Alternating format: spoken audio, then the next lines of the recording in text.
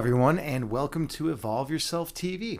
I am Agni James, and tonight we're going to be doing a guided meditation because guided meditations are super critical in maintaining overall well-being and peace. You know, without meditation, yoga, qigong, all the internal energy arts, it's tough. It's tough to maintain peace and calm in this crazy world. So yeah, we're going to be doing that. We're going to be playing chess, and we'll be talking some philosophy. We tend to do that at times. And I will also be going through this Chakra balancing book. This is something we've been going through. It's called The Sevenfold Journey, Reclaiming Mind, Body, and Spirit Through the Chakras. And I used this book when I was in a chakra balancing work group years ago, and it definitely helped cleanse my chakras. So, hey, Herbert Smithens is here. How's it going, friend? Good to see you. You say, what's up, Agni? I throw you in the Andrites, I threw you in the Arandites raid. Nice. Thank you. Yeah, awesome. Cool. Rocco Hemda's here. Rocco Hemda has been my friend for many, many years, man. Five years old. We've been friends since then. That's a long time. It's too long. It's too long. And Kay Robb is here. She was one of my partners in crime. We got to go camping a couple days ago. We actually got back yesterday. Kay Robb, how are you doing today? How's everyone doing today?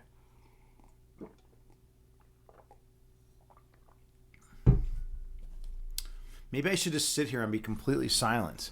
That would be kind of an interesting stream, right? If I just didn't say a word, if I was just standing here or sitting here staring at the camera.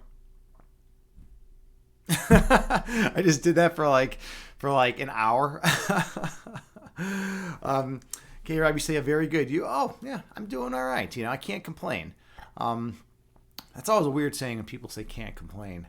It's like I've always thought about the derivation of that. You know, like where did that come from? You know, what did someone one day a long time ago? Someone was just like, I can't complain. I don't know. It doesn't fly with me. It doesn't seem great, right? You can complain. First of all, you can complain, and second of all, sometimes people say, well, I can't complain. Even if I did, it wouldn't do any good. I don't like those sayings. I think we need new material, right? It's time to replace those terrible sayings. But yeah, so I'm doing all right. I guess I can and I can't complain, right? I depending on what I want to do, right? We just got back from camping. That's pretty awesome. I was actually thinking about it, like when I got in, when I was taking my first shower after camping, just the feel of that was so good, right? It's always an interesting feel, getting that first shower and after like a big camping trip, right? I don't know. It's something about it. I always derive great satisfaction from that kind of stuff. All right, so let's see. Maybe we should just hop into a puzzle rush, get things started, get the excitement up. Let's see if I can get in the 20s today. I've been playing really bad at Puzzle Rush lately. I got to step up my Puzzle Rush game. Herbert, you say, what's better at shower after Bikram or Ooh. Okay, wow. Now that's a tough question. That is a very tough question, Herbert. They both are good. They both are really, really, really good. That I don't know. I can't answer that question.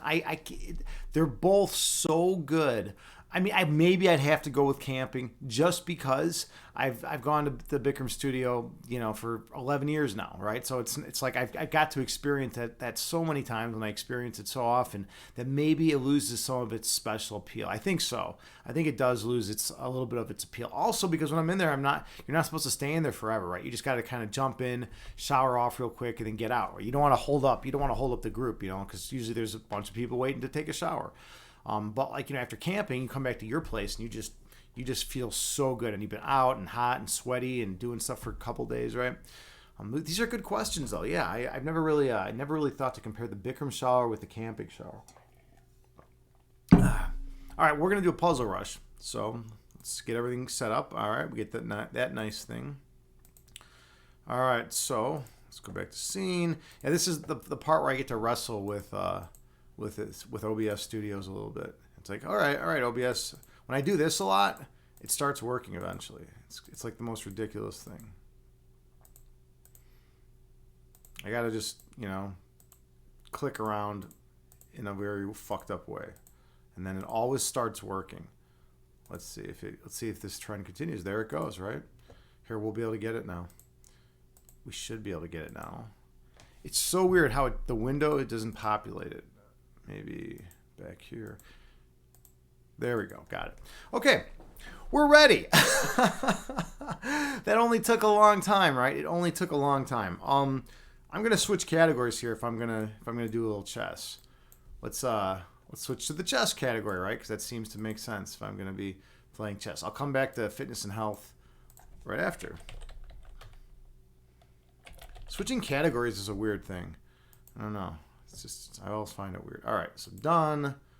And now we are going to do Puzzle Rush. All right. So those of you who don't know, I'm a puzzle. Yeah. I'm a chess instructor. That's actually that's my main job. That's how I support myself. I've been teaching chess over 10 years. I've been playing competitively for quite some time. I love the game. And so now I'm bringing it to Twitch, and I've been streaming I've been streaming chess for about 3 weeks. My best score ever on Puzzle Rush is 28, and you can see that, up in the corner, right? So there's 28 right here. My best today is 23, and usually, if I can get in the 20s when I stream, I'm pretty content because it's tough to stream and to play at the same time for some reason. For me, at least. Here we go. I got to solve as many chess puzzles as I can in a 3-minute period. And they're all checkmate puzzles or pawn promotion puzzles or win material puzzles. Or defensive puzzles even. I forgot to mention those. Let's do it.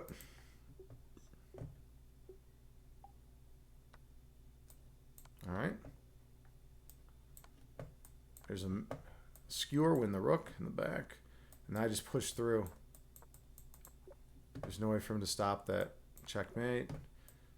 Check, check, checkmate. Checkmate. Check. Oh, I botched that. Mate. Check. Mate.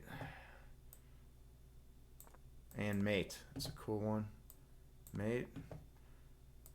Check. Back. Mate. Checkmate. Oh, this is kind of cool. You sack the rook for the checkmate. Oh. Just, well, no, hold on. Something's a little off here. You gotta do that. All right, and now you pick up that piece. Now you hop in and win the knight. Cool. All right. Oh, that one was no good. All right, checkmate. Oh, this is cool. So now the king can never catch my pawn. So my pawn will be able to push through and promote. Oh, I should be able to push this pawn right up and promote. Too quick. It's too quick of a piece. What is this?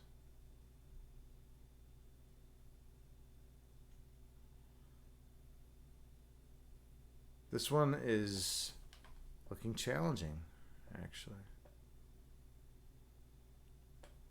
Yeah, I'm not seeing this one. And push up here. He moves the queen.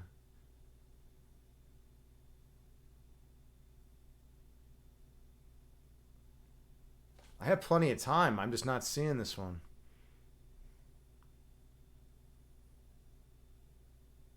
I mean, that is it, huh? But what's my follow-up? Oh, then we got this. Wow. Oh, wow. Because we got the fork at the end of it.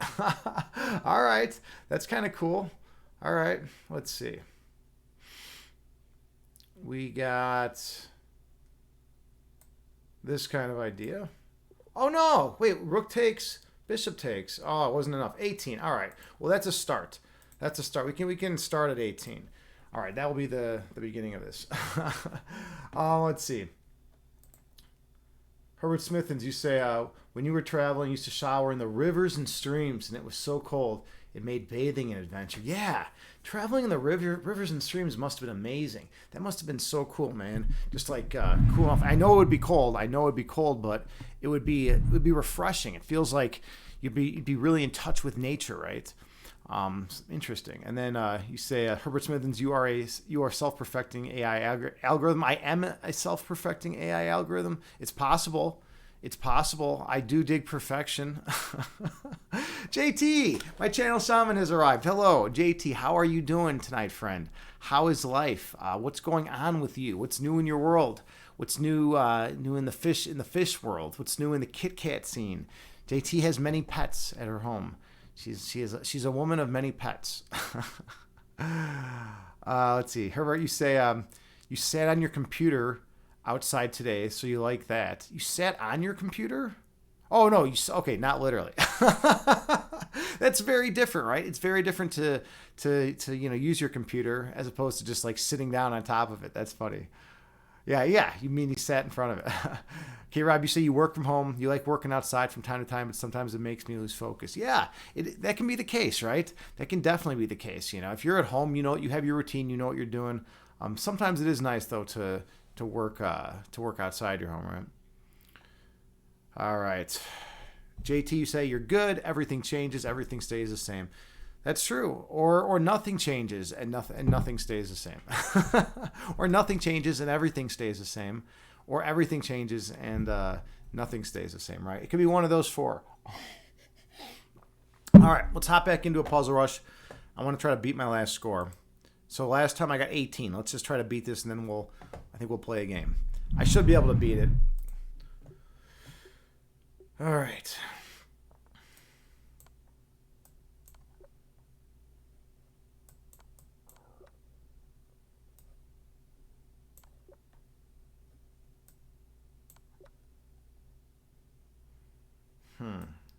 I guess, no, that's not it.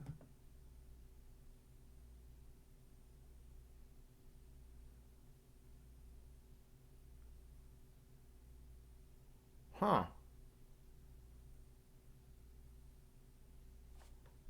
I'm not, oh, he can't take it because the bishop's defending. Oh, duh. All right. Yeah.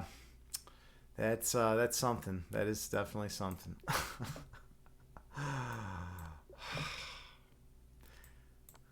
Sometimes you get those. You get the easy ones, that you just can't solve for some reason.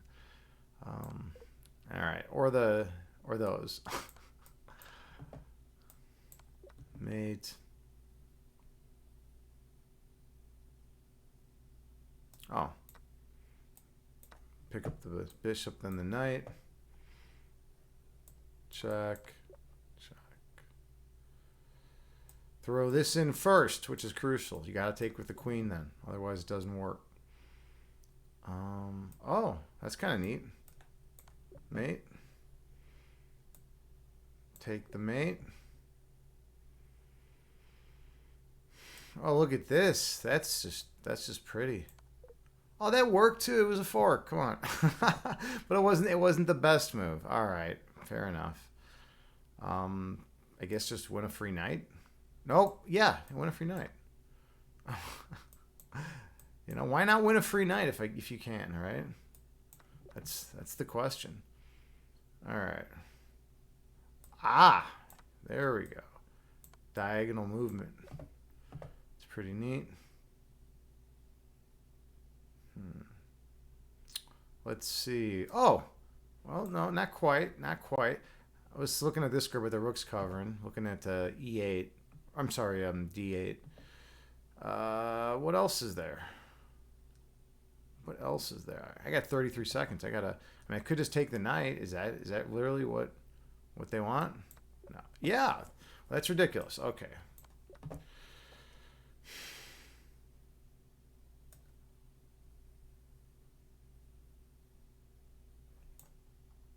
Oh, you got to take here. All right. And then... All right, well, whatever. 22. I'll take that. I'll take that any day of the week.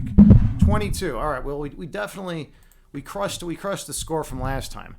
So that's good. We're in the 20s. If I can at least get in the 20s and have like a 22, that's great. 28 is my high, and 27 is my high on stream. All right. Let's see what's going on here today in chat. Oh, One Sluggy's here. Hey, good to see you, One Sluggy. One Sluggy is a streamer here on Twitch. He does gaming streams. Last I saw, he was doing 7 Days to Die, and he also does travel streams. He's been doing outdoor walking streams around his neighborhood. Super authentic, genuine dude.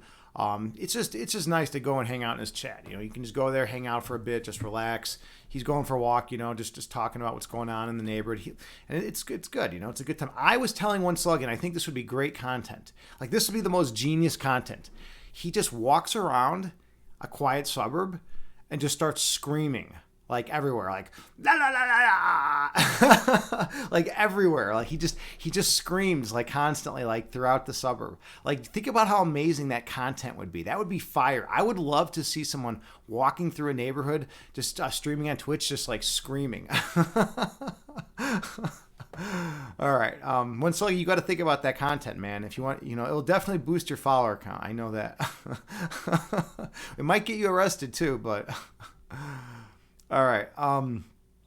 Herbert, you said JT have invented any new art forms lately. Yeah, JT's always doing art, right? One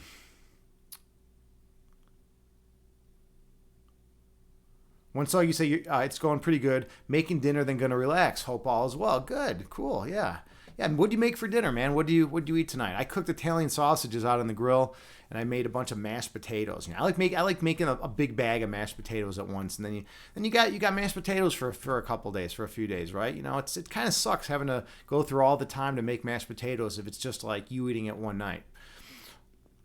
Let's see, Herbert, you say is reincarnation true cause? We get broken down into organic matter that gets incorporated into plants who consume dirt and animals who consume plants. Is reincarnation true cause?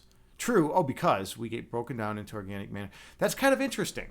I guess it would all depend on how you define reincarnation. That would be because there's different ways to define it. In a loose sense, if you take a very broad construal of what reincarnation is, then you could say that anytime you come back in any form, whether you know, it's matter or spirit, then that would be reincarnation. But the more traditional sense is reincarnation is beyond matter. You know, is beyond like all the elements of your body and all the decomposition processes that are going to occur. You know, when you get broken down by bacteria and fungi and all sorts of yummy worms and all that, right? But this also hinges upon what you think identity is. Now, this is kind of interesting, right? Because if you're a materialist and you believe that there is no soul, that the soul doesn't exist, that you are identical to your body, that you are your body, like that is you, that is the deeper kind of you. And in philosophy, we say deeper kind to refer to anything that is, you know, foundational to your being, right? So if that's the case, then yeah, when you die, that would be a form of reincarnation. That's the second thing of what you say. Hey, thank you so much, Joker Bravo 1789 for the follow. Much appreciated. I'm Agni James. I stream guided meditations, chess, chakra balancing, and I have a master's in analytic philosophy, so I stream that as well. So that's stuff we're doing right now. We're just talking a little philosophy. We're talking about the nature of identity, of personal identity. So like whether one identifies oneself with one's physical body and there's no soul, or you know, whether there is like a higher self, whether there is a higher self other than the physical constituents of your body. Joker Bravo. Oh, good. Yeah. I mean, I love talking philosophy because I have a master's in analytic philosophy with a specialty in philosophy of mind, philosophy of science, and metaphysics. So that's one thing I enjoy talking about. Okay. And we've been doing Puzzle Rush too intermittently. I just threw up like a 23 on Puzzle Rush. My high is 28. And I'd like to get up there again, but my chess on stream is not nearly as good. Okay. Let's see what else. One Slug, you say, LL, you're not going to do that. Oh, you're not going to do that. But it would be so funny, man. So One Slug, he's a streamer here on Twitch. Anyone who just joined. And by the way, check him out. Drop him a follow. Good dude. But yeah, he does these streams where he walks around, you know, does like outside, you know, through nature, through suburbs, right, through all sorts of areas, right. And I was telling him he should walk through like a quiet suburb, just screaming like random like gibberish, like at the top of his lungs, and stream it. Think about what good content that would be. That would be amazing content. You're just like walking around screaming like random stuff throughout this peaceful neighborhood. Okay, Herbert Smithens, you say, if our thoughts are electrical signals, those signals don't disappear either, right? They get absorbed by the air or something when we pass. You know, I don't know enough about electricity to be perfectly honest to make an informed decision to say one way or another. It sounds plausible, right? It sounds plausible, but then again, this also depends on whether our thoughts truly are electrical signals, right? Thomas, so I took a class a while back in psychology of dreaming. That's what it was, a pretty neat class, right? We talked about Freud and a few other psychologists, Thomas Hobson, and what their views on dreaming was. Like, well, what are dreams, right? Because we don't really know what dreams are. And Hobson argued that dreams were simply random electrical chemical impulses within the brain, completely random, that they had no meaning, right? They had no importance, which is on the complete opposite end of the spectrum from what Freud believed. Freud believed, our dreams were the link to the unconscious mind, and we were able to use dream interpretation to understand ourselves on a deeper level, and say what you want about that. He was still a great psychologist, right? But anyways, yeah. So if thoughts are electrical signals, those signals, you'd think they would still be around in nature in some way. They'd probably be transmute into something else eventually, but for a while they'd probably still be around in an electrical sense. But I don't know. Again, like I'm not someone who's versed in that part of science either. Okay, let's see. Joker Bravo, you said, have you heard about the 21 gram soul experiment? I think I have. Is this the one where they said that after you die you're 21 grams lighter, but they can't detect where those 21 grams go, and then they were implying like that that's like the spirit, or that's like some form of like your true essence. I think that's what you're referring to, but yeah, I'm not 100% sure. All right, I want to do another puzzle rush. Let's get it. I'm back in the chess category, so we're gonna do another puzzle rush, and then we'll hop back into chat. So 3 minutes. Let's see what I can. It wants to mess with me a little bit here again. So I gotta wrestle with OBS sometimes because it doesn't like to populate the window. So in 1 second here, and then when I switch it around like this, then it will eventually populate. There we go. So it's like I have like a shitty workaround, but it does the trick. All right, so let's see if I got 22 last time. Let's see if I can at least beat 22. 28 is my high of all time, and I got to move the mic because then I can't see the bottom rank otherwise. I'm also a chess instructor, but I play. I've been playing Puzzle Rush on here. Okay, let's do this up. Play again. All right. Let's see. Black to move. Oh, whoa! What am I? Okay, hold on. That was the worst start ever. I couldn't even tell like what the hell was going on. All right. Welcome to Puzzle Rush, right? All right, I'm rocking this, huh? Rocking this. There we go. All right. Now we're moving. Let's see. Oh, duh. Take the pawn. All right. Take the. Nope. Got to watch out for. I'm gonna be okay because of this. Yeah. I didn't see I could throw my queen in there. Let's do that. No. Take. Oh, okay. Didn't even see that because of the pin. All right. Here we got this. Here we got this. Here we have this. I know that's not the best commentary you've ever heard, but I can't multitask worth a damn these days. All right, let's do. I guess this is the idea. Yeah. Pick up the rook. Okay.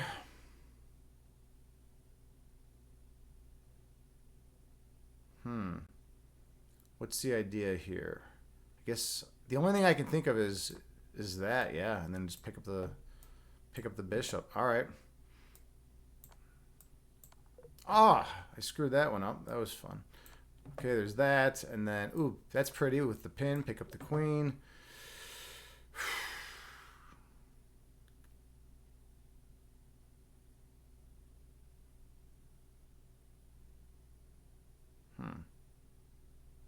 Well, this is not great. No. All right, take there. Oh, the fork. All right, there we go. Oops. And then a mate. And then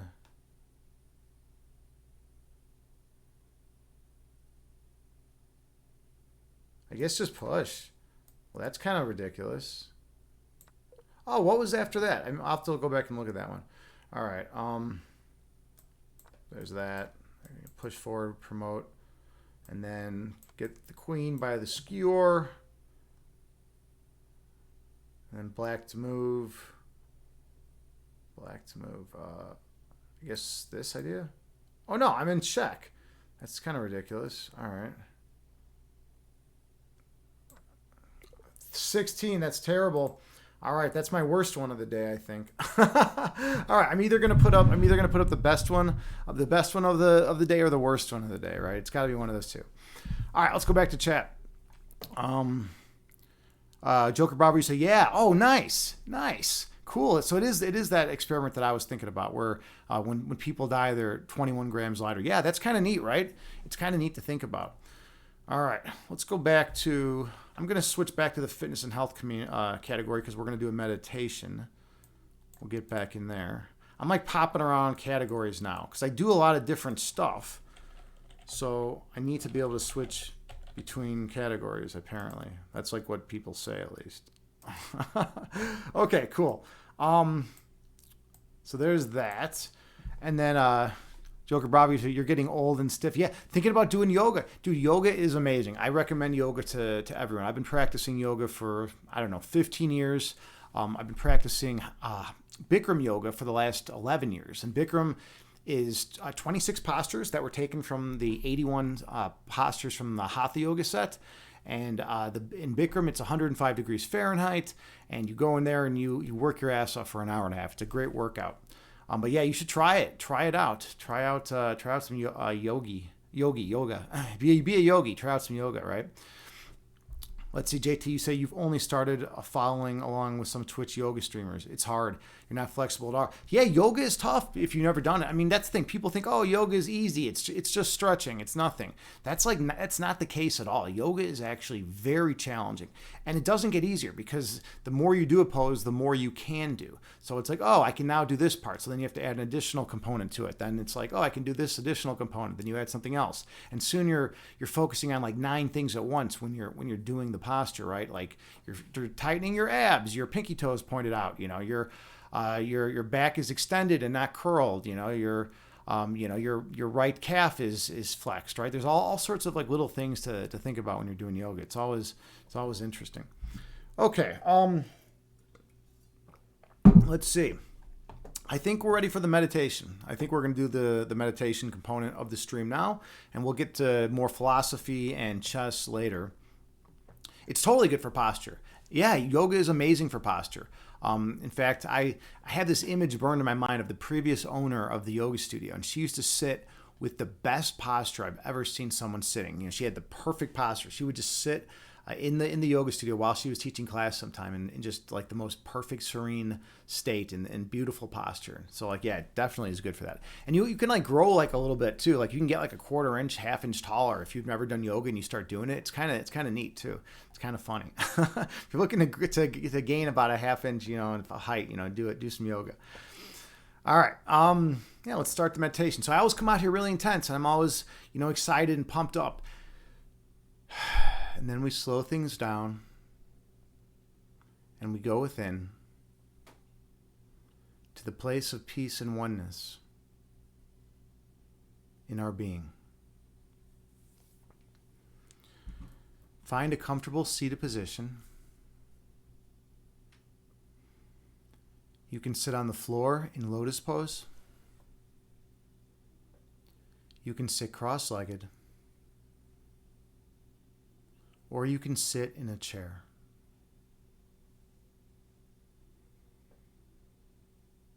The main thing is to find a position that is comfortable for you.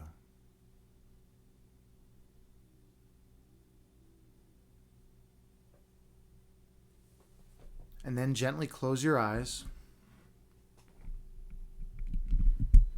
and take a few slow, deep breaths on your own.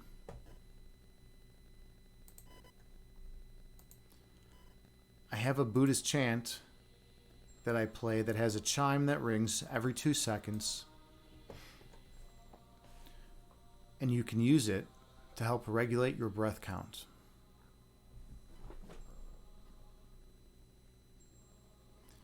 So take a few more slow and deep breaths on your own while maintaining good posture.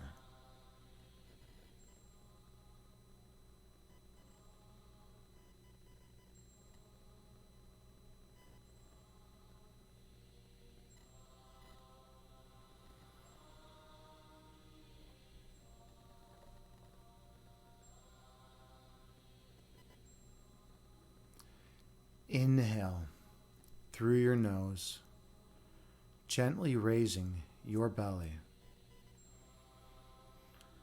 Exhale through your mouth, gently lowering your belly. Breathe in through your nose, slightly raising your abdomen. Breathe out through your mouth, slightly lowering your abdomen. Stay focused on your breath.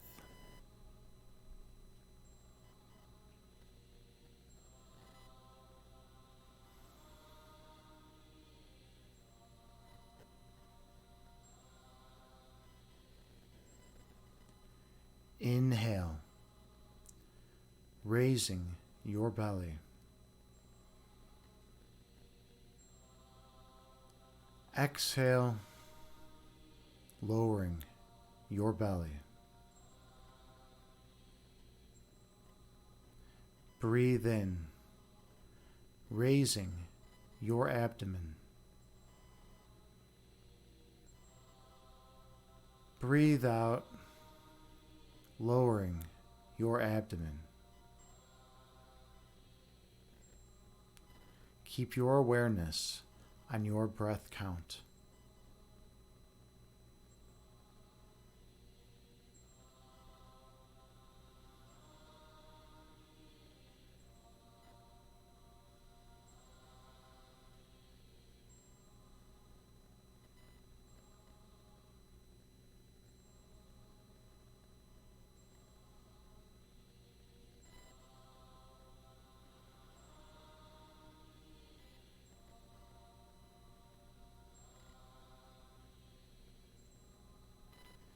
Inhale.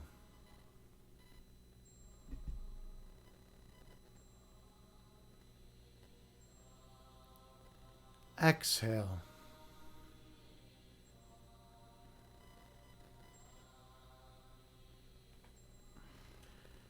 Breathe in.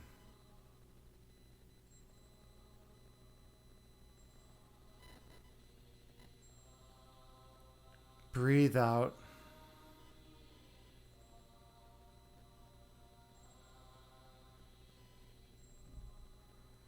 Your breath calms your body, and your body calms your mind.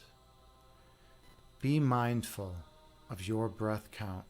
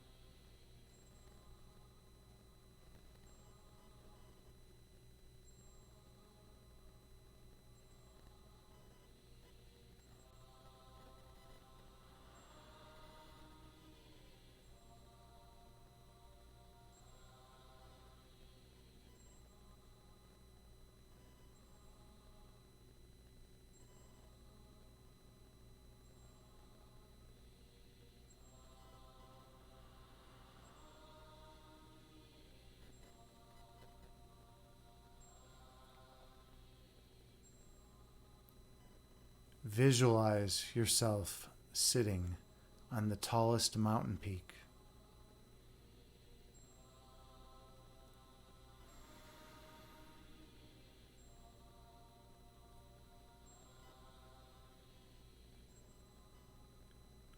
Watching the clouds float through the sky underneath you.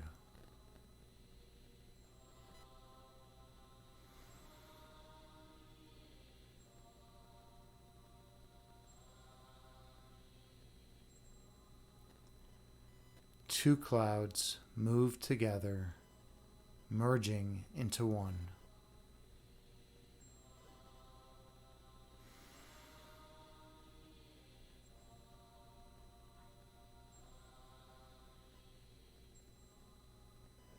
And one cloud stretches apart, dividing into two.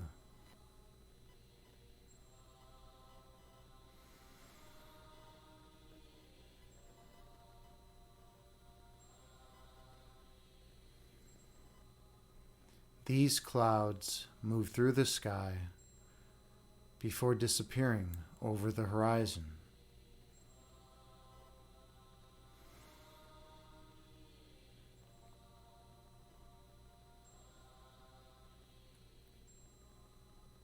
These clouds are like your thoughts.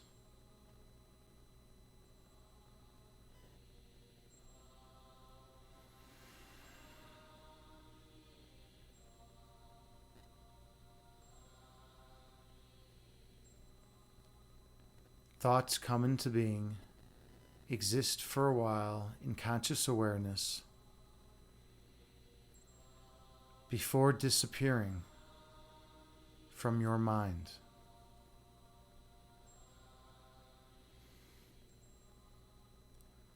That is the nature of human thought.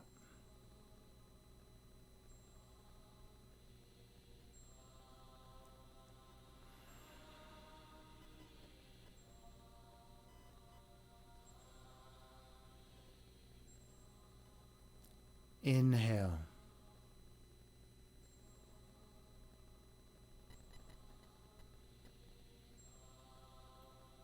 Exhale, releasing all that does not serve you well. Breathe in.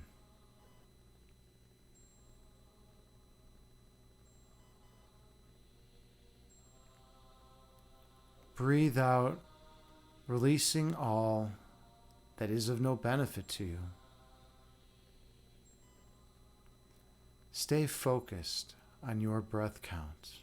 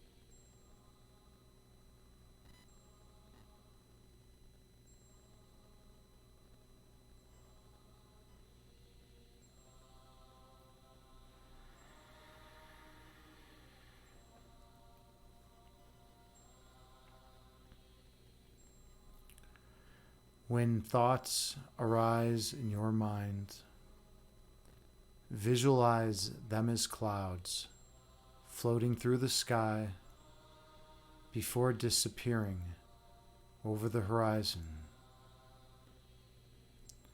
and return your awareness to your breath count.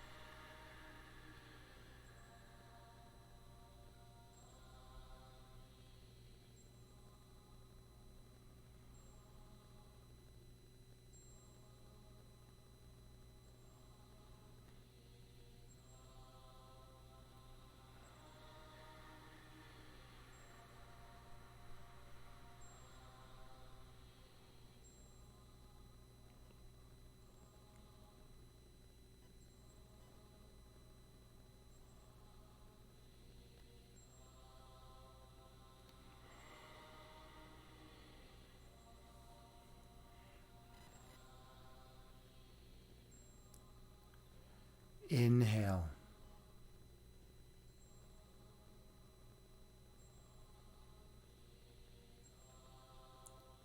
Exhale, releasing all that is of no benefit to you. Breathe in.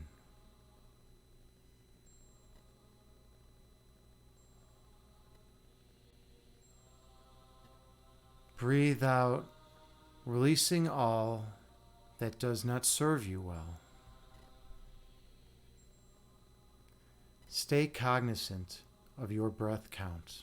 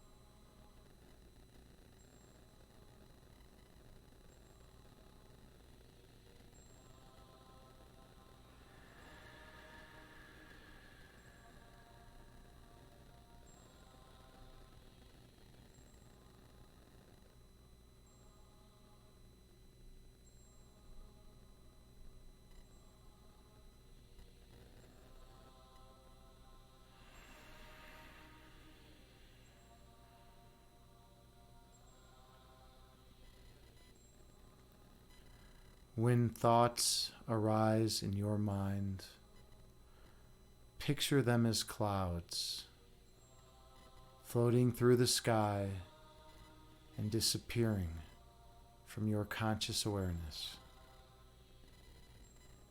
And return your focus to your breath.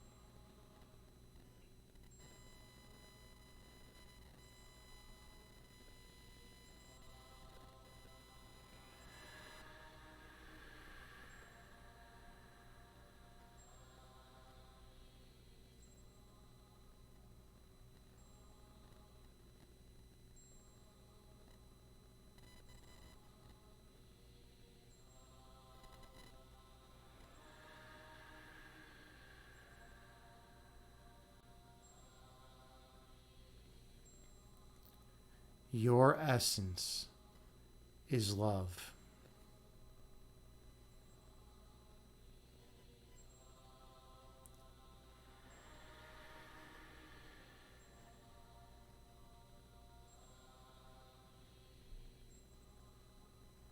Your love is manifested as light.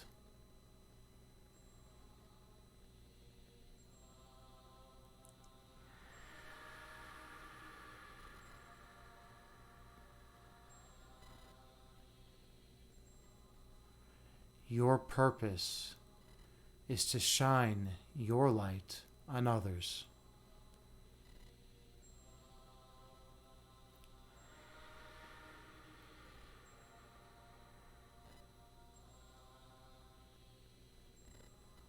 Awakening the awareness of the inner light within them.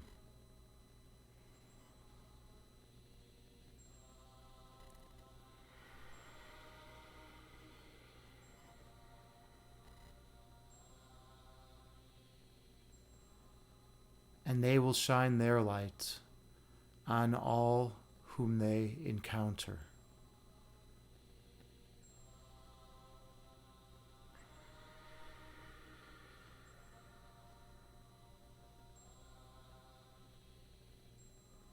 until all of humanity is glowing radiantly as one once again.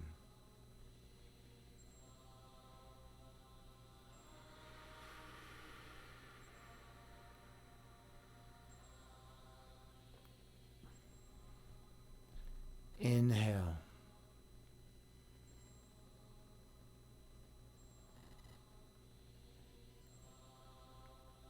Exhale, releasing all that is of no benefit to you. Breathe in.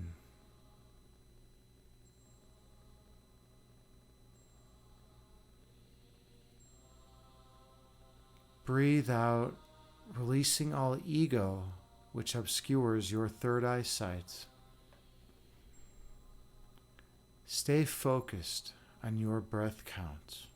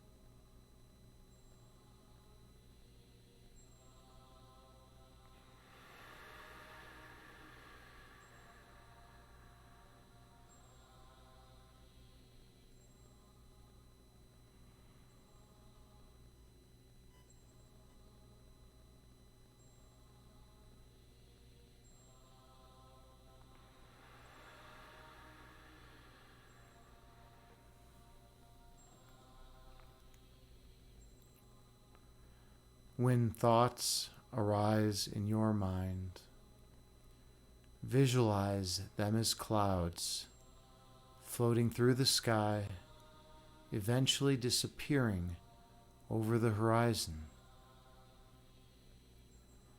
and return your awareness to your breath count.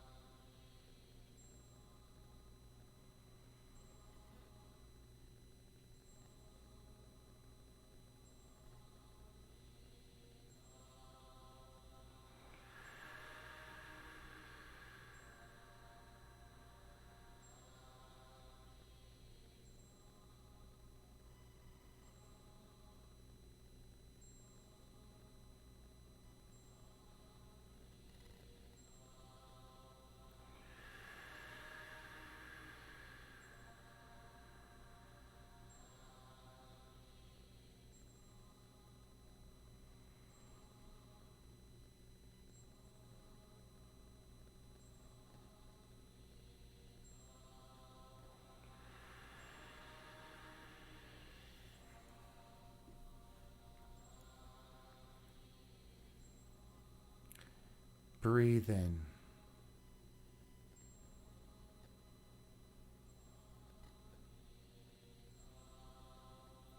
Breathe out, releasing all that does not serve you well. Inhale.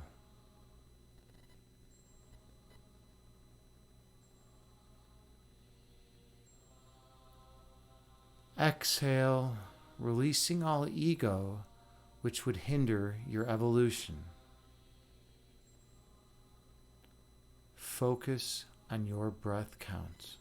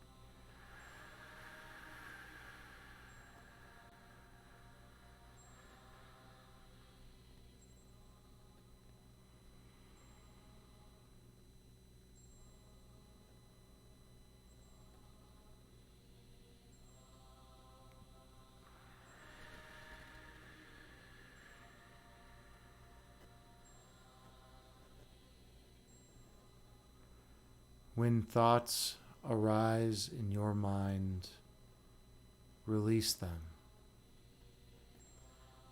and return all of your awareness to your breath count.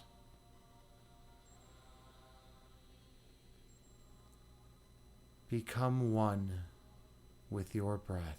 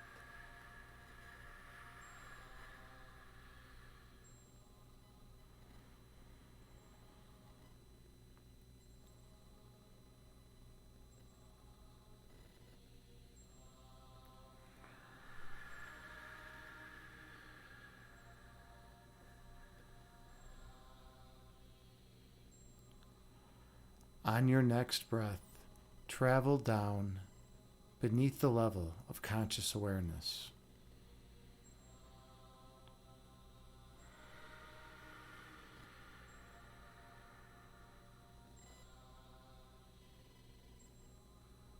Go to the region of your heart chakra.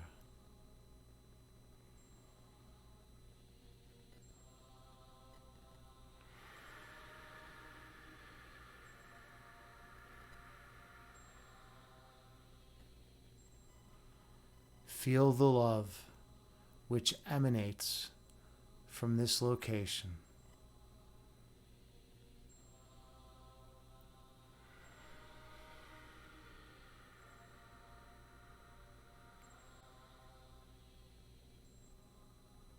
And the warmth which surrounds your love.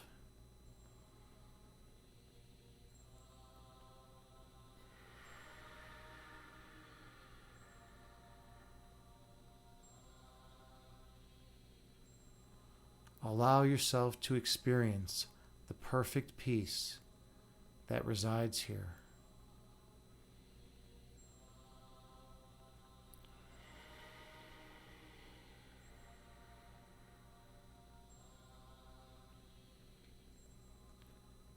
And the joy which accompanies it.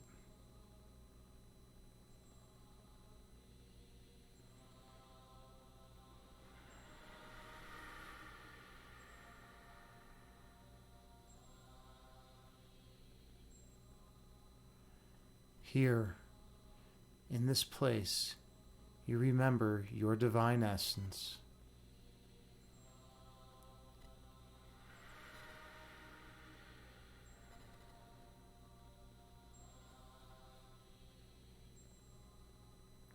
For here, in this place, you are one with all creation.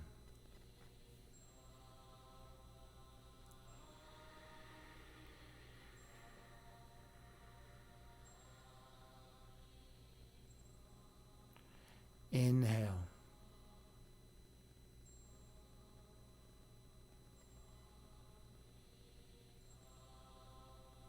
Exhale, releasing all that is of no benefit. Breathe in.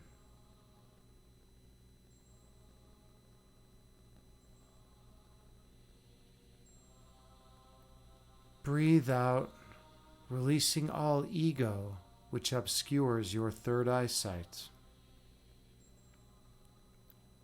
Focus on your breath.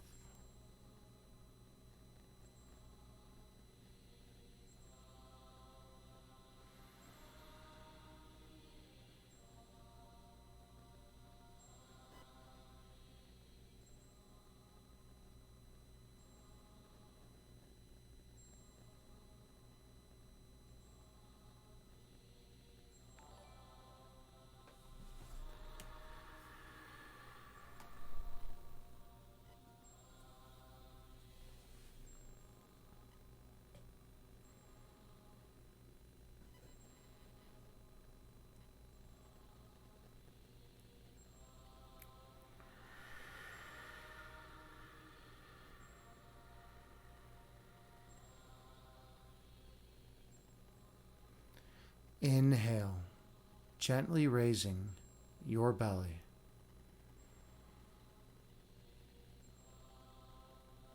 Exhale, gently lowering your belly. Breathe in, slowly raising your abdomen. Breathe out, slowly lowering your abdomen. Your breath calms your body, and your body calms your mind. Be mindful of your breath count.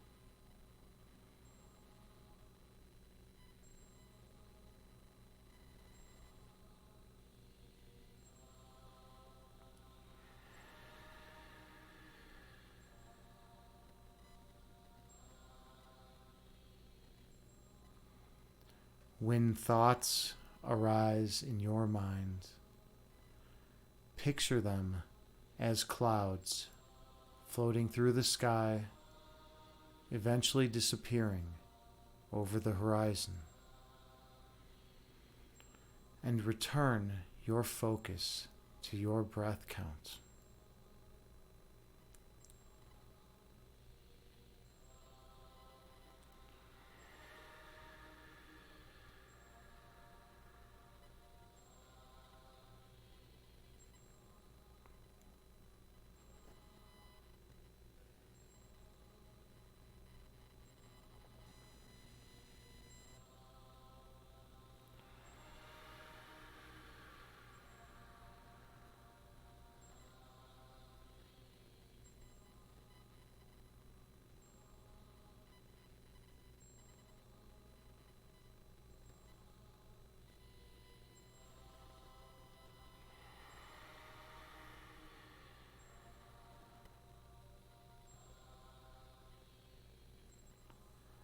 On your next breath, travel down to your center point.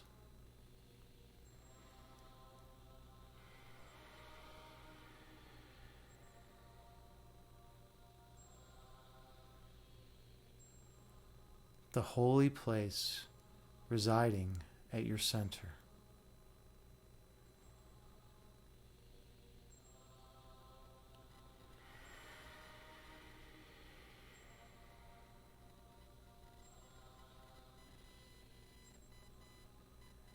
Experience the perfect love residing in this location.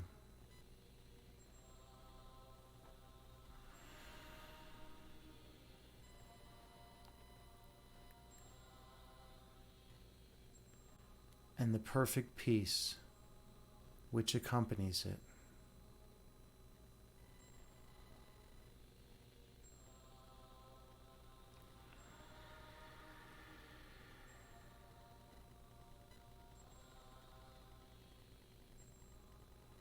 In this place, only the purest monism exists.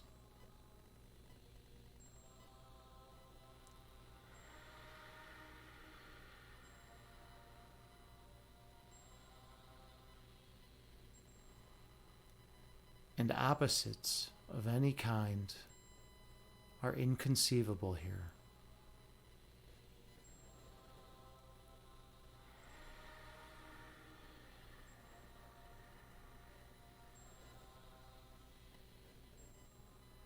For what was created to eternally be one.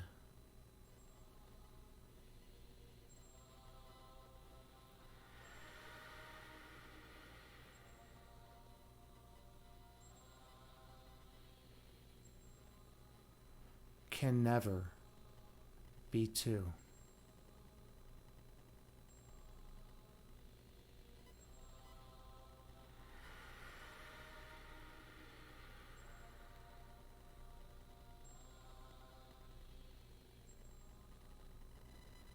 Focusing all your awareness on this center point.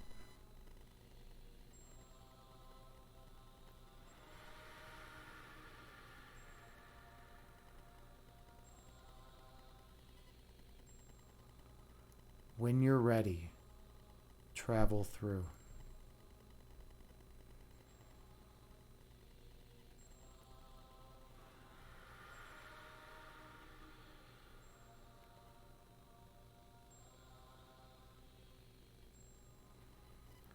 I'll see you on the other side.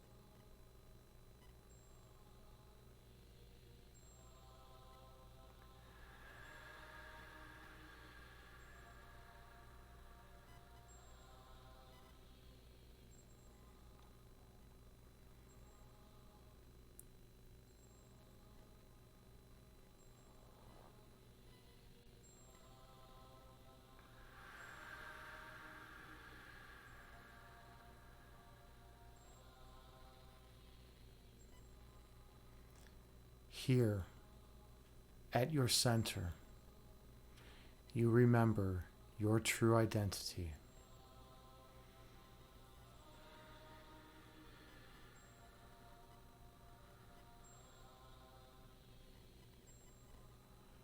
At your center, you remember how you came to be.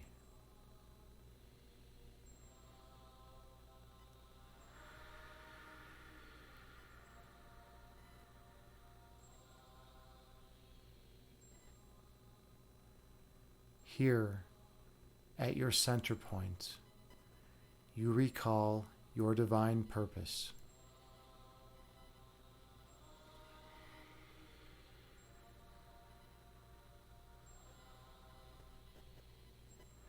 To spread love and light to all those whom you encounter.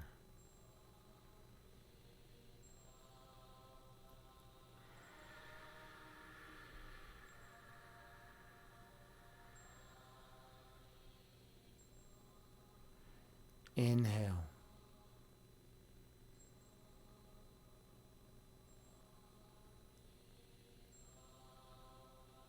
Exhale.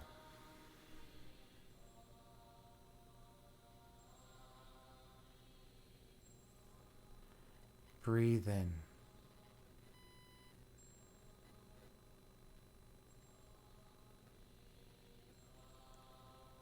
Breathe out.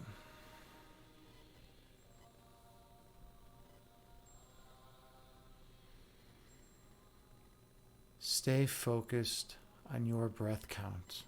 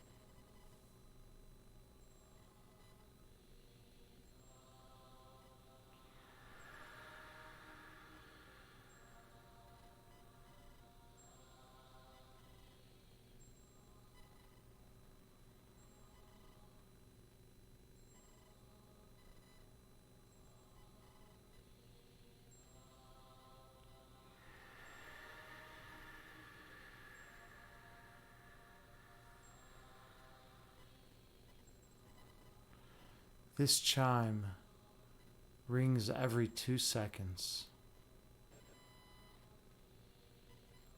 Utilize it to help regulate your breath count.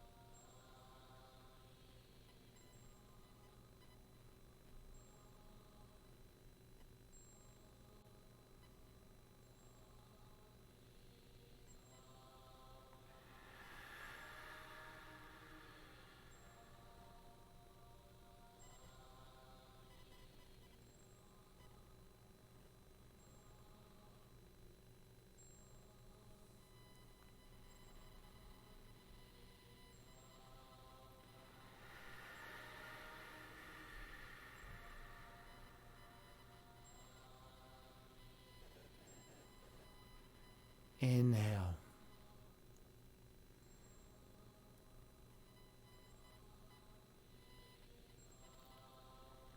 Exhale, releasing all that does not serve you well.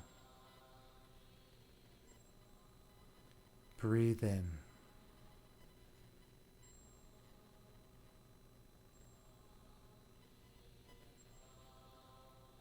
Breathe out, releasing all ego which obscures your third eye vision. Inhale.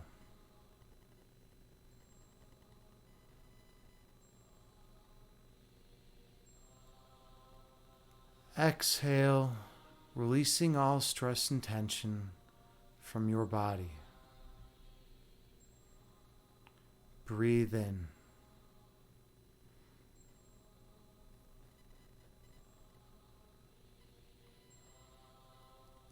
Breathe out, releasing all stress and tension from your mind. Inhale.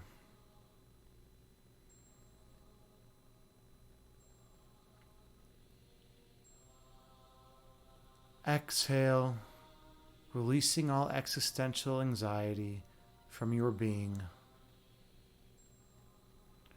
Breathe in.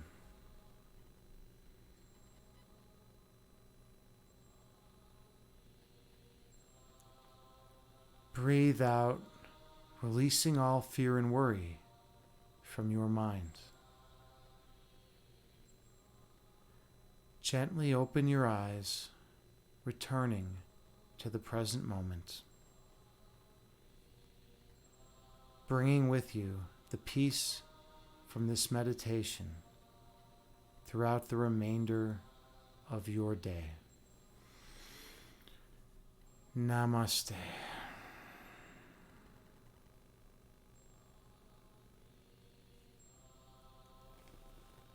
Thank you so much for being here with me in this sacred space. I am honored and humbled to be here as your meditation guide. I hope you all feel more peace and love in your lives. And I want you to know that I love all of you unconditionally. Namaste. All right. How was that for everyone? That was a 42-minute meditation. Before I forget, Infinity, thank you so much for the raid. That was truly kind and wonderful of you, sharing your community with my community. Super, super loving. Let's see, you say, it's amazing we come at the right time. Just did some stretch, need some guided meditation. Perfect. That worked out beautifully then. Excellent. Yeah. All right. Is this Twin Flames or is this Dane? Anyway, I got to ask because you're the tag team. You're the tag team streamers. I like it. JT Farms, namaste. You know, JT, look what I got next to me, right? Still got the fire quartz you sent me next to me.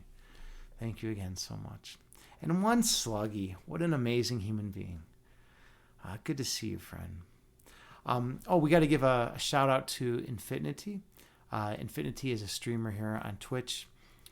It's a tag team, so it's a man and Dane and his fiance.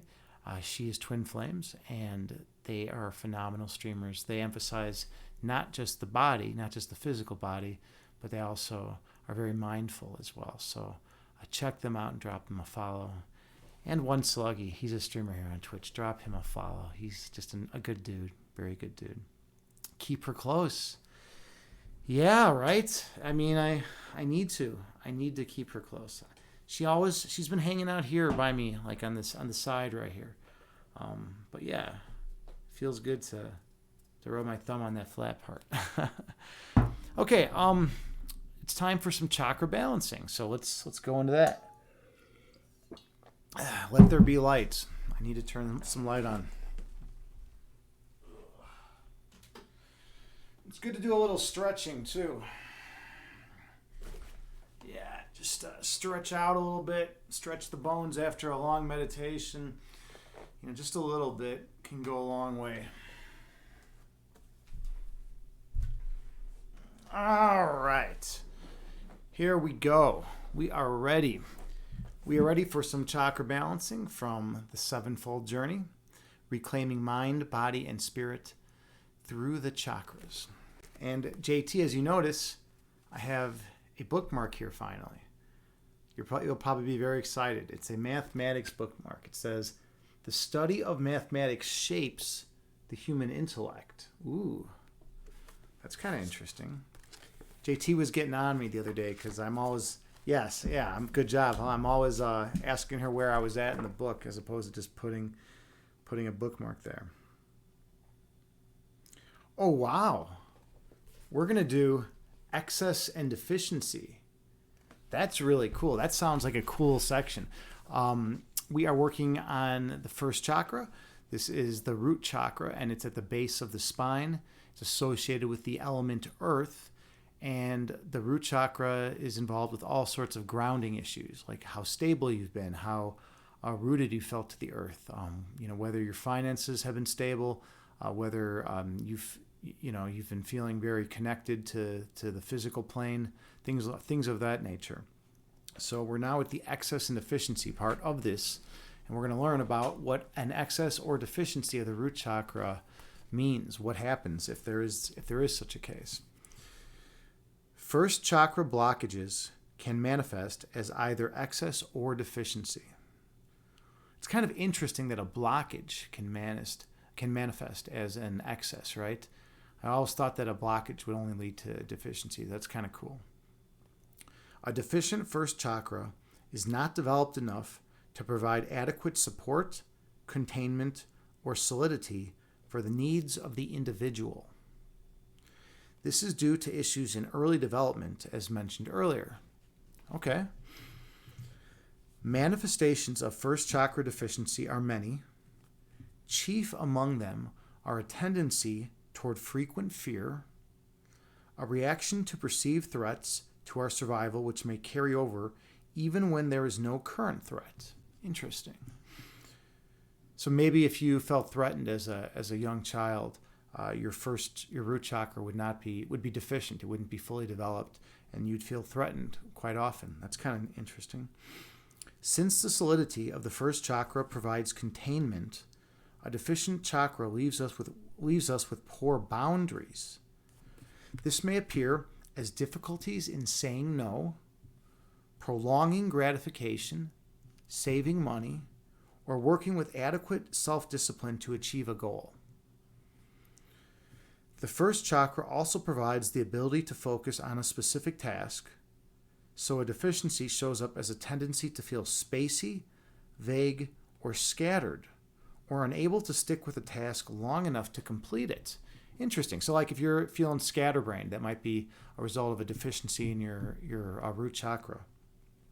And lastly, a deficient first chakra makes it difficult to be fully in the body, perhaps causing health problems or simply a sense of being out of touch with the physical world.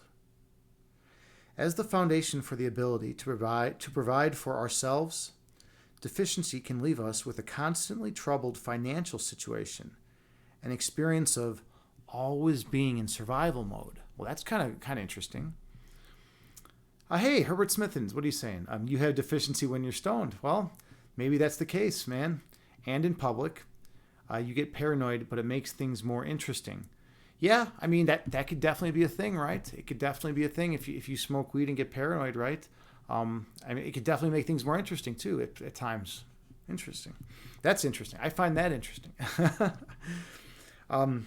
Excesses in the first chakra are seen in the pattern of clinging to security, hoarding possessions, fear of change, needing to ground through physical weight, are all examples of needing excess in the first chakra in order to feel normal. This is just getting to a baseline in order to feel normal. It is important to realize that both of these conditions result from damage to the first chakra. Excess and deficiency are merely different ways to cope with the imbalance. So your first chakra gets damaged, and then in order to cope, you either develop an excess or deficiency of flow within that chakra. That's pretty neat. Never really thought about that. Deficiency is an avoidance response to first chakra issues, while excess is an overcompensation. So deficiency and excess they're very, very interestingly related in this case, but it all results because of damage to the first chakra. JT, you say you hoard emotions. You need to mend your first chakra for sure. Yeah, I mean, I think I've been having a lot of low back pain right where at the base of my spine. That's all first chakra. And I also haven't been feeling super grounded lately. When I meditate, I feel really grounded, but other times I've been not as grounded. So I think my first chakra is in a state of flux as well. First chakra work is complex in our society. It takes time to get grounded, to get all our affairs in order, to get our bodies healthy, and our means of support running smoothly. Some people spend a whole lifetime at it. It is not a job that is ever done. We eat and sleep nearly every day. The real challenge and resolution of the first chakra is to make this work of grounding a well-integrated part of our everyday life. So we work on it every day. It's not something that you can just check off a list, right? You can't just say, okay, hey, I completed it. It's done. I never have to work on my first chakra again. You just keep consistently working on it over and over and over. And eventually your first chakra will get more stabilized. Okay, cool. Ooh, look at the next section. The next section is going to be working with movement. They have some exercises that we're going to be doing. Maybe I'll have to move the camera, but I think that's definitely obtainable. I'll be laying on the floor. You guys are gonna see me laying on the floor. That means I gotta wear pants for those times. All right, so let's hop into a game of chess. I think a game of chess would be pretty fun right now. I haven't played a game in a while. Sometimes I played one yesterday on stream. What am I talking about? I'm like, oh yeah, I haven't played a game in a long time, and it's like I literally streamed myself playing 2 games yesterday. All right, let's see if we can get this up. Hey, look at that! It's already good to go. It must have heard me bitching about it earlier. One sluggy, yes, absolutely, man. If you want to verse me, totally. Let's load up a game. I will give you a free lesson here, man. Now, let me go to chess.com. I gotta send you an invite, I guess. Load up chess.com, one sluggy. What am I doing here? I think it's under social. Yeah, there it is. Challenge. All right, we're gonna do a 10-minute game. I am sending you the request right now.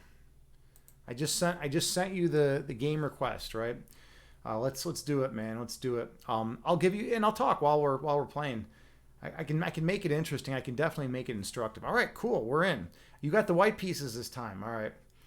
All right. Let's do this. Your turn. Your turn, One Sluggy. Okay, so yeah, this is the most standard. E4 is the most standard opening in the game, right? And I play the Sicilian defense, C5. E5 is traditionally more standard, but this is like, oh, I should actually play my move and not just sit here talking. That's also probably a good idea, right? So the idea is I'm gaining some indirect control of the center, and if One Slug ever pushes out, I can just recapture, and I'm taking away one of the central pawns. I'm trying to trade my C pawn for One Sluggy's D pawn at some point. Okay, this is called a Maroxy bind type structure. So One Sluggy is clamping down on this D5 square. So I just play this. I just let my opponent go ahead and gain control of the center, and then try to attack it later. This is a good opening, One Sluggy. This is good that you're playing good so far. Yeah, you're playing solid, man. You have great control over D5. So now I have this long diagonal, right? I'm indirectly preventing this bishop from coming out, right? If this bishop ever comes out, this pawn could fall right here. So I'm preventing one of his pieces from being able to move. That's kind of the idea. I'm also looking to play knight to C6 soon. I want to get this knight developed to its natural square. In this defense, you typically play this. You play D6. But yeah, we'll see. We'll see what he does.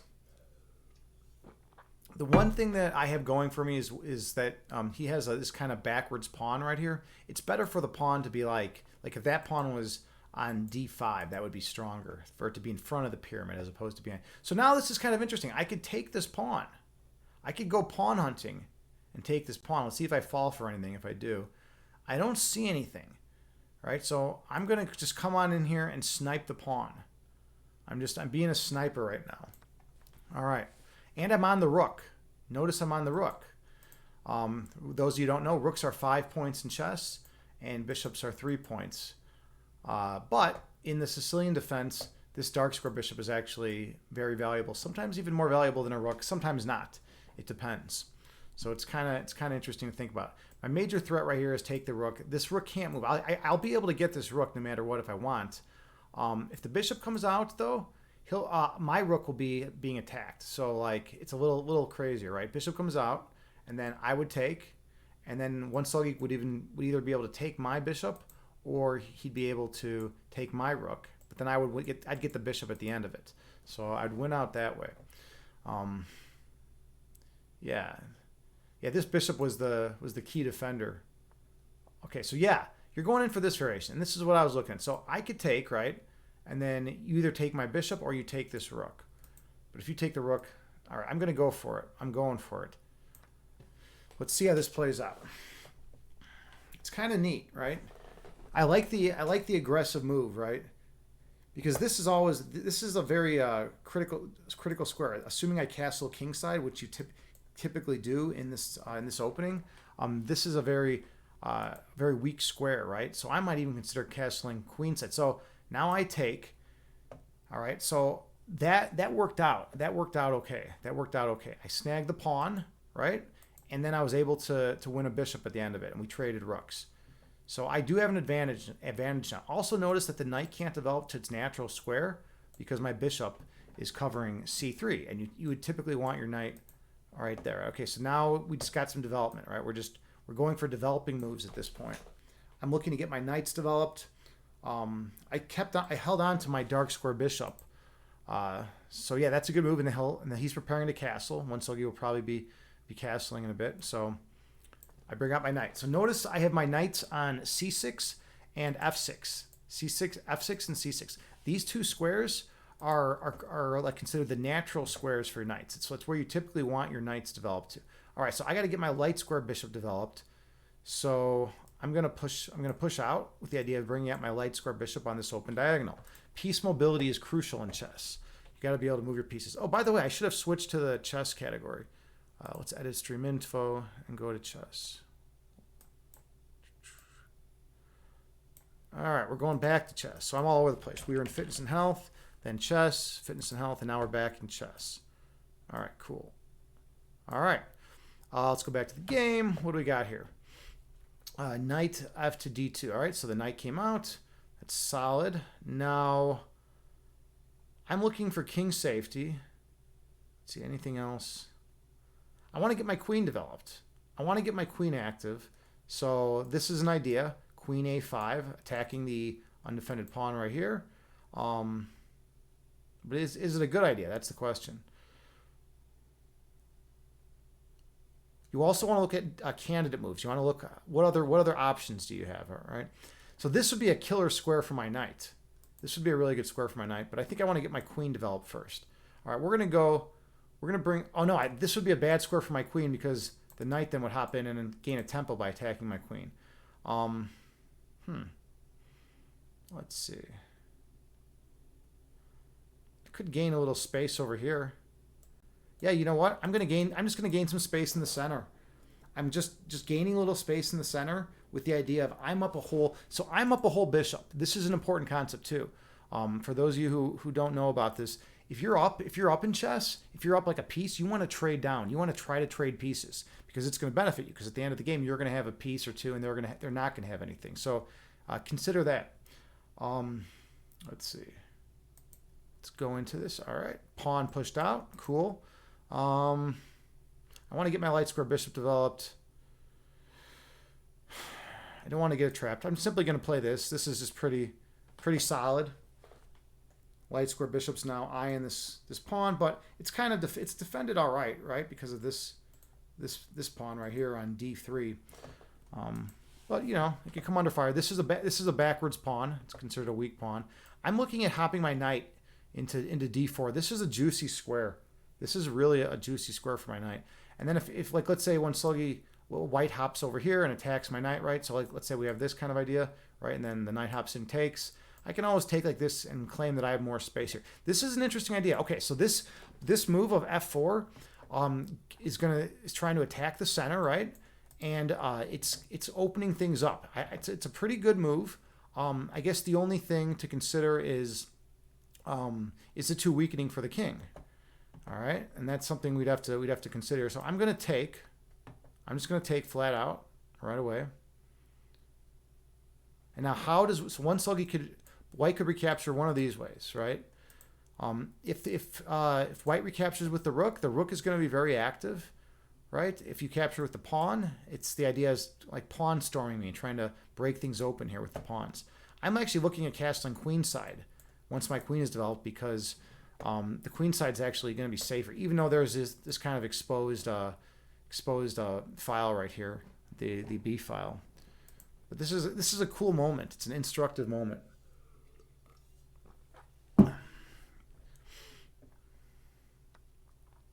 All right, so my opponent recaptured with the rook. All right, so now it's my turn. I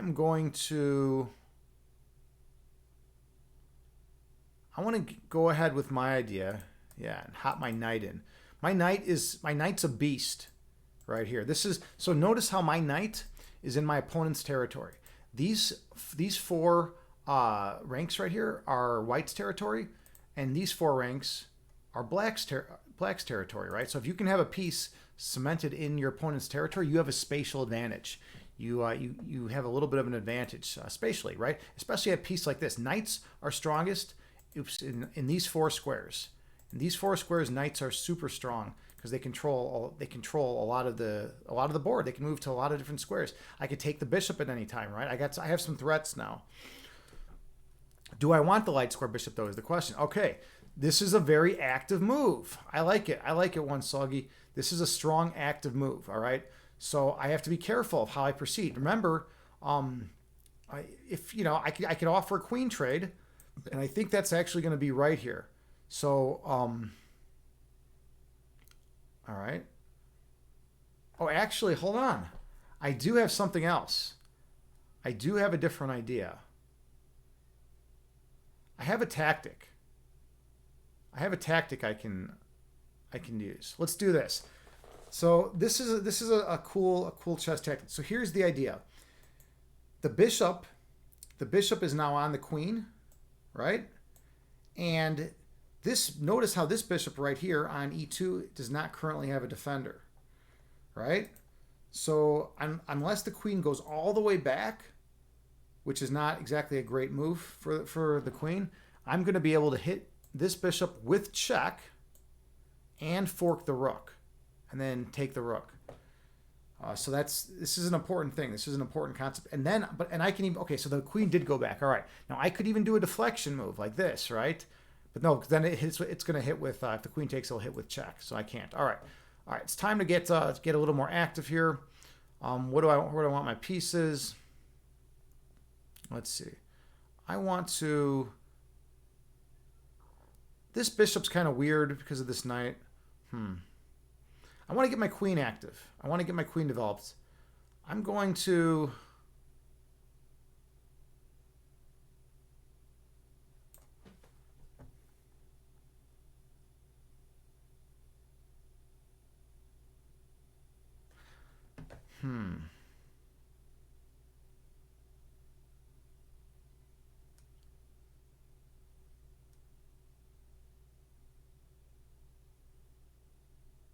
I can do a weird move. I'm going to do a weird move here and try to go at this rook.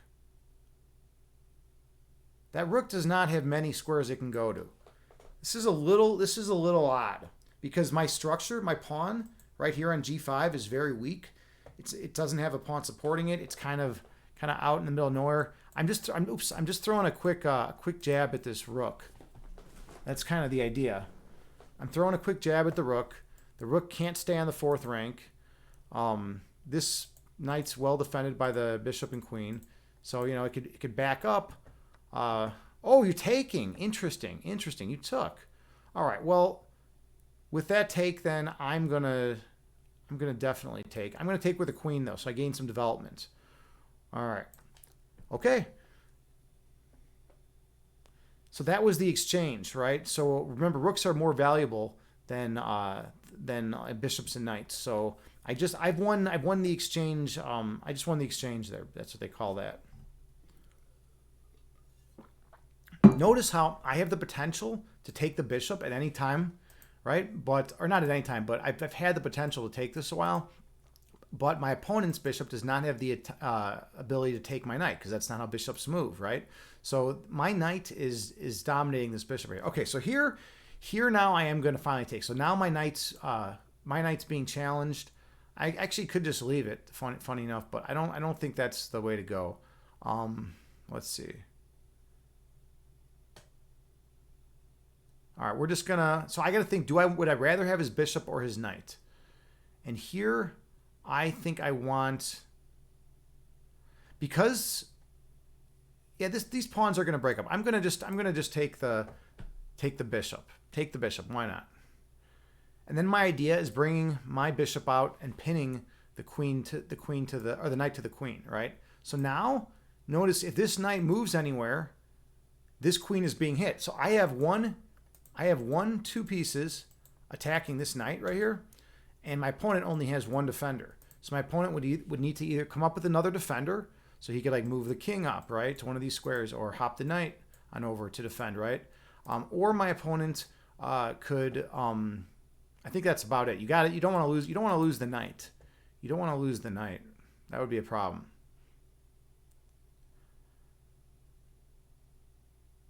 I also have ideas of take and then queen over with check.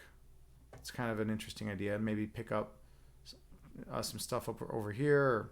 But remember, because I'm up material. I want to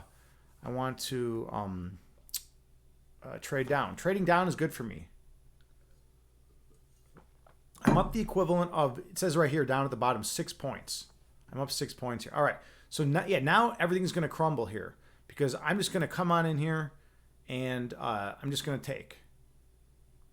I'm just taking right here. So the idea is I'm coming in for checkmate, or my opponent can trade queens if he wants. But at the end of the day, I'll have 3 pieces if the queen trade goes, and my opponent will just have 1 knight, right? And then I should be able just to mop up pawns.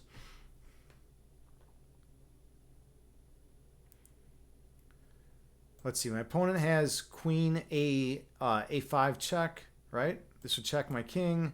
I could always block with the bishop, even if that's the case. Or I could just move my king. I think I'm better off just moving the king at this point.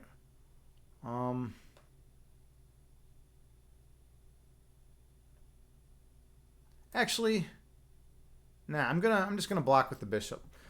I like that I gain a tempo, right? If I had moved the king, my opponent wouldn't have needed to respond to this threat of my bishop on their queen.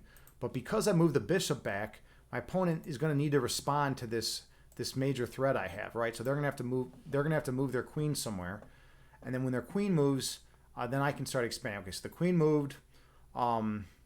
Oh, I can win the knight now with the tactic. So I have a fork. A fork is a move where you move one piece and you attack two or more pieces, or you move one piece and create two or more threats. So here I'm attacking the king and the knight at the same time. So he's got to get out of check, and then I can come here and win the knight. So now I'm just thinking of trying to get all my okay. So now it's just trade down at this point. So I'm looking at trading pieces, expanding. I'm looking at getting one of these pawns rolling, getting this rook on this open rank like up here. So things are going to open up now. My rook's looking to hop on in. I have a bunch of ideas I can employ. So I want to try to break things open a little bit, gain some space. Notice this dark square bishop diagonal as well. Okay, so I'll throw this check in. Right, my opponent really only has a couple squares. All right, so he's got that. Let's see. Let's just take here. It's when you're up a ton of material, you can your moves don't need to be perfect. So let's see. Let's go with this. I'm looking at pushing this pawn all the way up. And it's kind of neat because this pawn is the G3 pawn is blocking. All right, so now I just push. I'm just pushing up. Okay, so this will turn into a queen.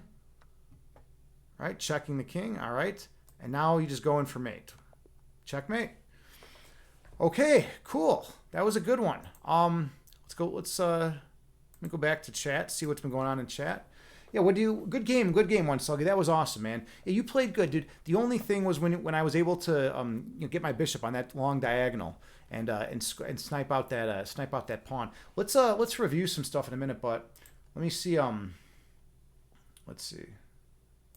Where were we in chat? Oh wow, I missed a ton of stuff. All right, we were talking about testosterone replacement therapy. We're talking about steroids. We're talking about. Wait, no, exactly steroids, not exactly steroids, since it's human-grade testosterone injections. Steroids boost testosterone made for horses. That's intense. That's intense. Herbert Smithens, you say, you like Fear and Loathing in Las Vegas. He takes adrenal gland, you think. All right. Herbert Smithens, you say you want to take third eye chakra. Yeah, right. Open up that third eye so you can see everything. Joker, you say, in the military, we used to play chess with bullets. That's intense. But you'd have to know how to differentiate. What was the king? What bullet did you use as the king? Herbert Smith, you say, Agnew was saying that there was a military in ancient times that always did that. Well, that they used to play chess to keep your mind sharp. You play chess while the enemy's, like waiting over the hill, right? Because at any moment they're going to start coming on over the hill to kill you. So 2,000 years ago, they needed to keep their mind sharp, so they're playing chess, and that's the lore of how chess was created. Let's see. Herbert Smithens, you say, oh yeah, third eye chakra is for unicorns. You forget it, JT. Agni, have you applied Sun Tzu's Art of War to chess? Sun Tzu's Art of War, I think that's, where is it? I know I got it somewhere. All right, and I had to turn weird because these pants are ripped. Look at this, The Art of War. I've never heard of the book.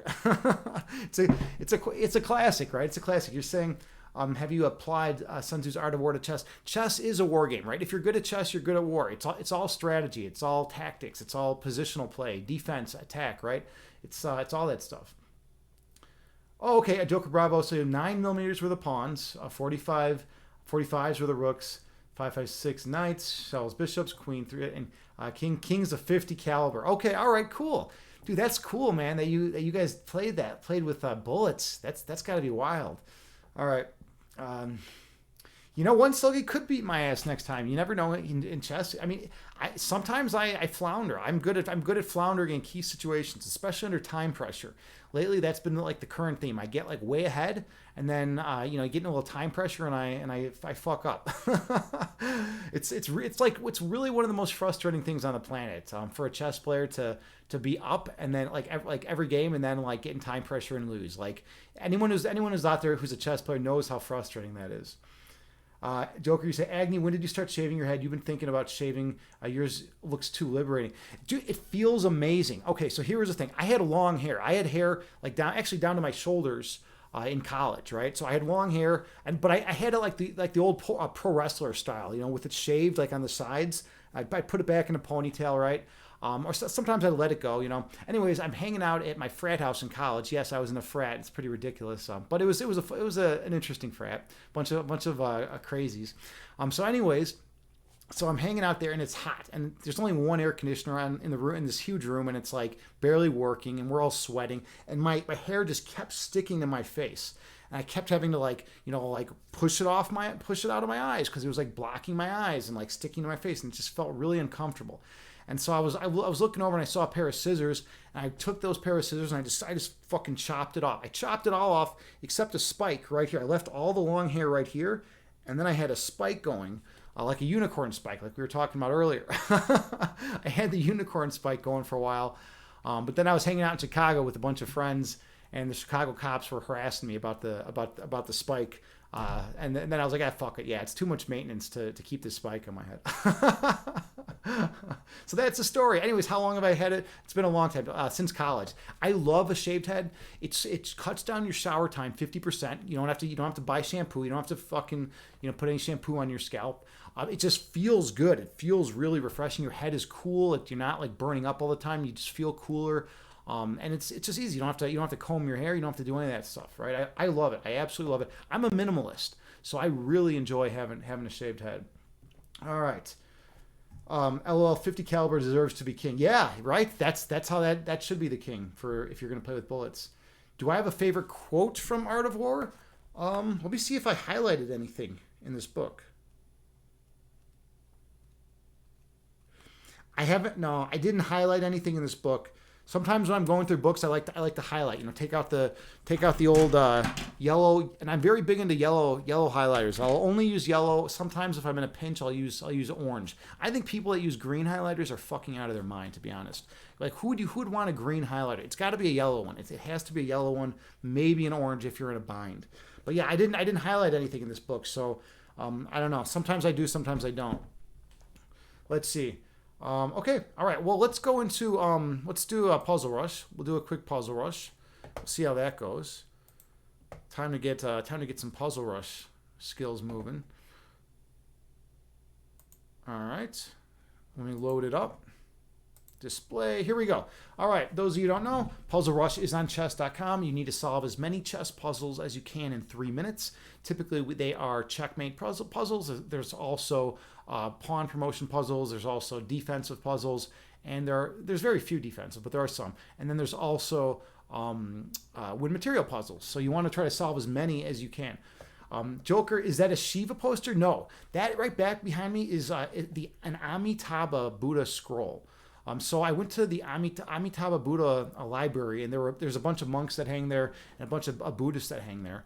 And I used to hang out there back in the day, and I participated in an Amitabha chanting ceremony. So we basically said during the meditation we had that Buddhist chant going, and that was saying literally Amitabha, Amitabha, Amitabha, Amitabha, right? Amitabha 4 times, right? And so it just over and over, right? So I participated in that ceremony. And, I got to talk to some of the monks, and it was really cool. And they gave me that scroll, and they gave me that Amitabha Buddhist chant. It was actually on a CD, back in the time when people used CDs. So, yeah, I've had it ever since. I love that scroll that I got back there. Okay. And Herbert Smithens, you say, is that the one down the street? No, this was not the one down the street, actually. The one down the street is an actual Buddhist monastery. This was the Amitabha Buddhist library. But they have ceremonies there too, so it's kind of weird. I've been to ceremonies at both. The one down the street is where my buddy Tapicorn hangs out or lives. He's a monk there, and he lives at that one. I like going to that one and just chilling with Tapicorn. We'll go there, and it's funny. It's like, a lot of times you'll think, oh, you'll just talk to the guy for a while. It's like, no, you go there, you meditate with him first, or you meditate with some of the monks there first, and then you talk. So you get the meditation in first, which I think is pretty cool. Okay, let's do a puzzle rush. So I got to solve as many puzzles as I can in 3 minutes. My high of all time is 28. My best today is 22. Let's see what I can get. Mate. All right. Oops. There we go. And here we have black to move. All right, mate. I'm going to pick up the bishop. When I say pick up, I'm obviously meaning I'm going to win the bishop. Okay. There's a mate. There's a mate. There's a mate. Second guessed. Check. And mate. Check. Mate. Mate. Check. Mate. I gotta go this way. Discovered attack. That's how you win material. Discovered attack. All right. Ooh, that's pretty. That's a pretty one. All right. Mate. Take a mate when you can, right? Check mate. Check mate. Or yeah. There. And then we have. What am I missing here? I'm missing something here. Yeah.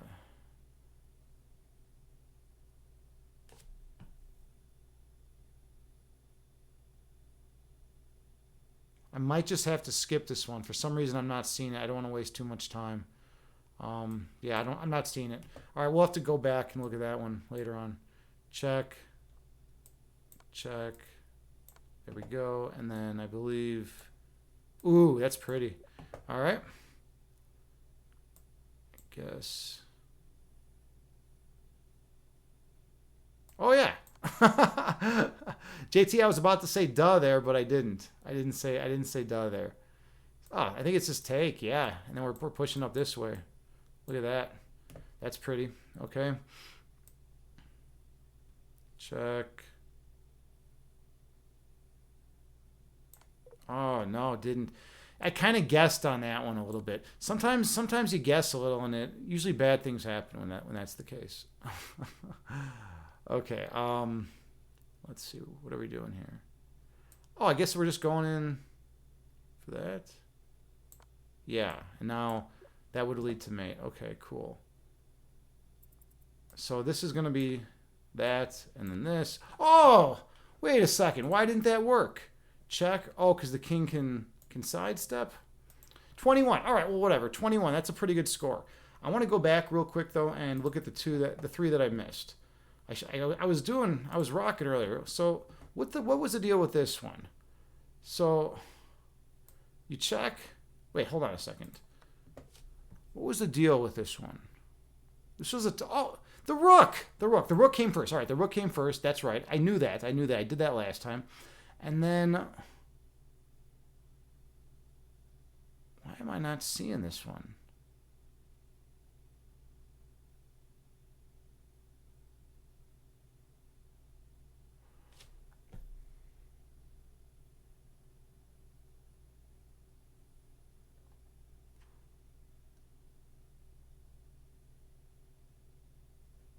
What am I not seeing here? Yeah, it's a queen move. All right. What's the deal? Oh, come on. All right. Yeah, my vision was not expanded to the whole board. That was terrible vision. All right, let's try. Jesus. All right, that was a 1047. I'm really off. Oh, this one's easy. I didn't see this one. Oh, come on. You take the knight, and then you get to have the fork. Well, that was weird. Sometimes you just can't see it in the moment. All right, let's check out the last one. What was I doing here? All right. Yeah, I mean it's got to be this, right? You take. Oh, and then there's just the mate right there. But hold on, I still think my way. I still think my way would have worked. Let's check out the analysis real quick. So check here. Let's All right. What if black takes? All right. So I take here though. No, it doesn't work because the king c1. So all right, I guess they're right. Sometimes I think they're lying to me, but no, I guess this is right because if I check, the king can just run away, yada yada, right? And then block, and then yeah, there's nothing there. Okay, well that's Puzzle Rush, and I'm okay with that. I'm okay with not putting up a 28 right now. All right, so what else is going on? What else is going on in chat? What I miss?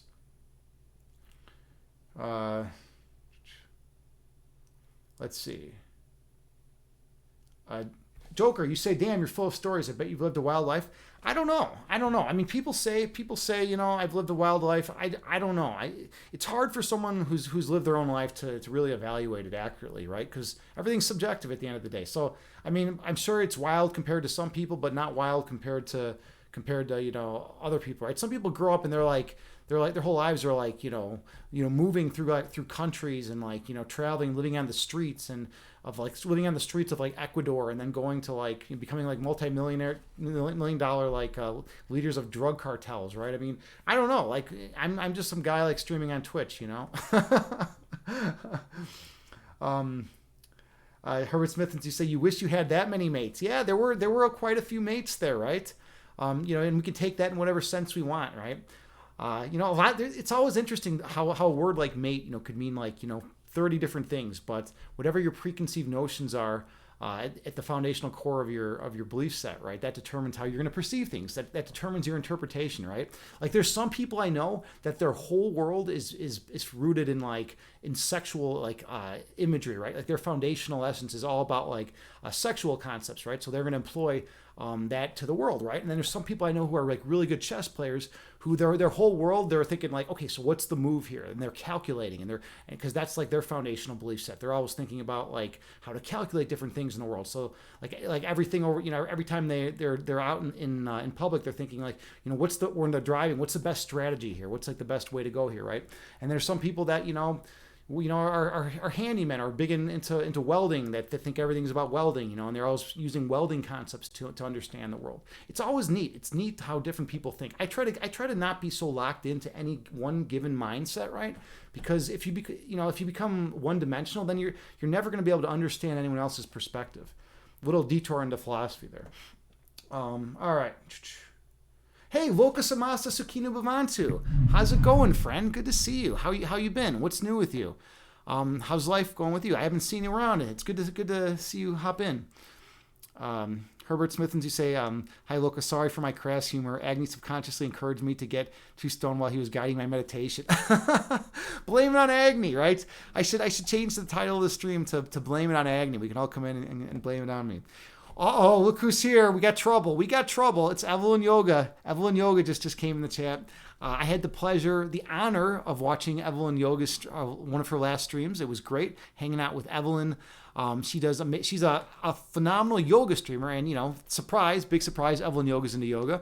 She used to own 2 studios. I mean, she streams on Twitch, and she's a friend of the fitness and health community. Super kind, authentic, genuine person, and she's also an Aussie. She's an Aussie, so that makes her more exciting in my mind.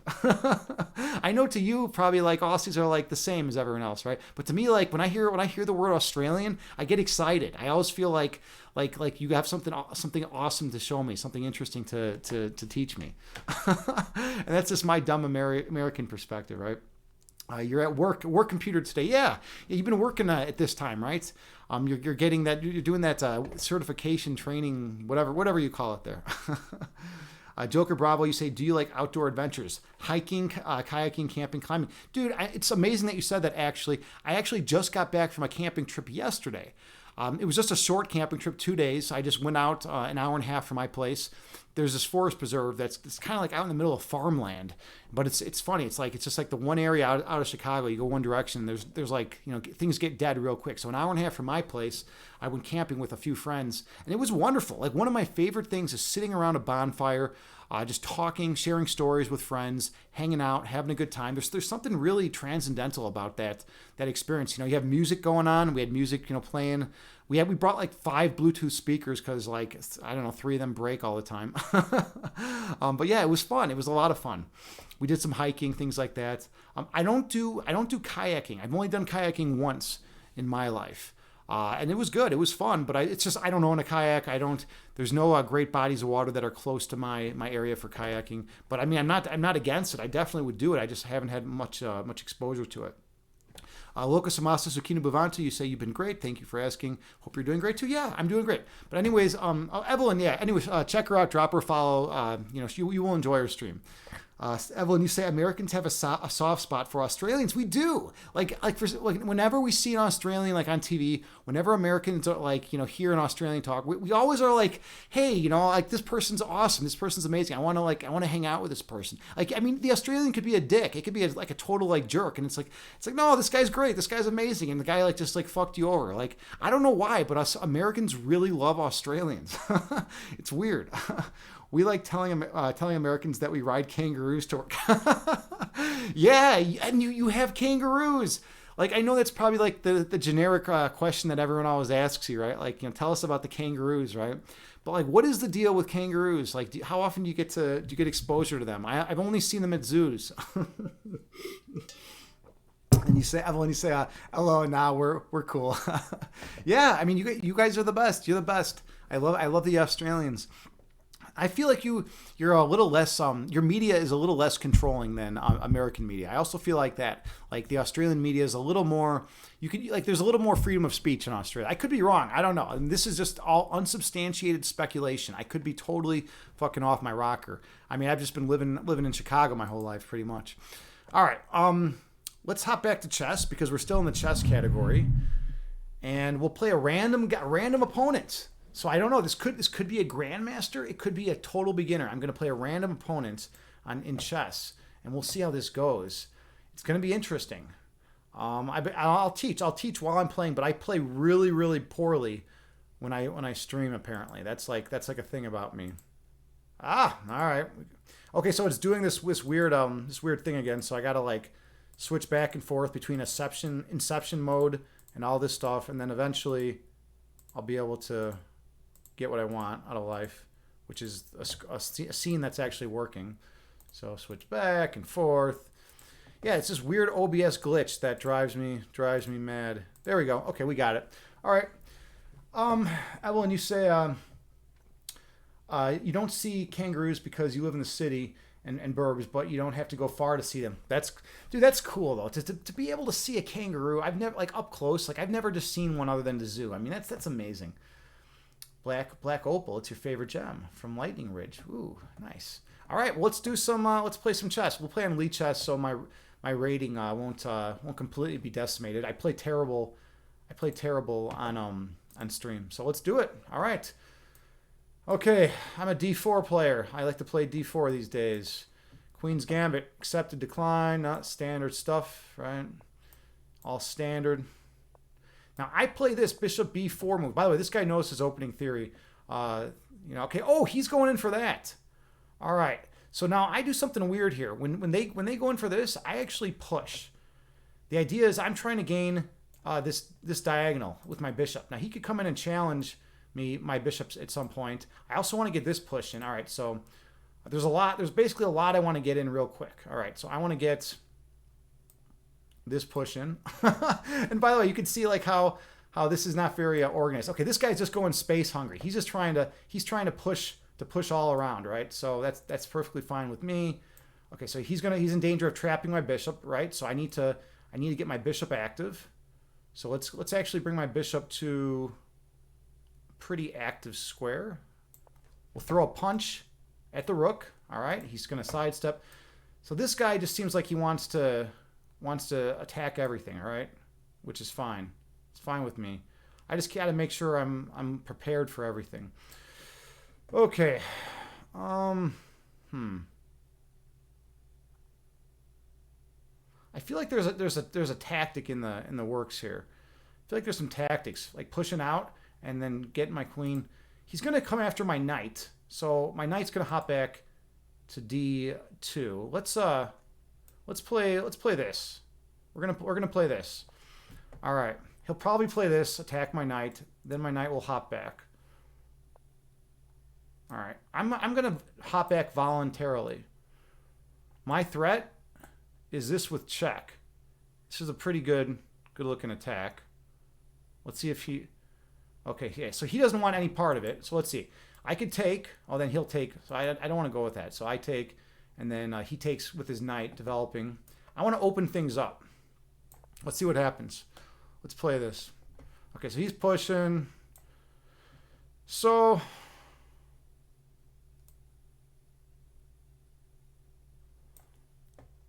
all right, let's open it up on the queen side actually.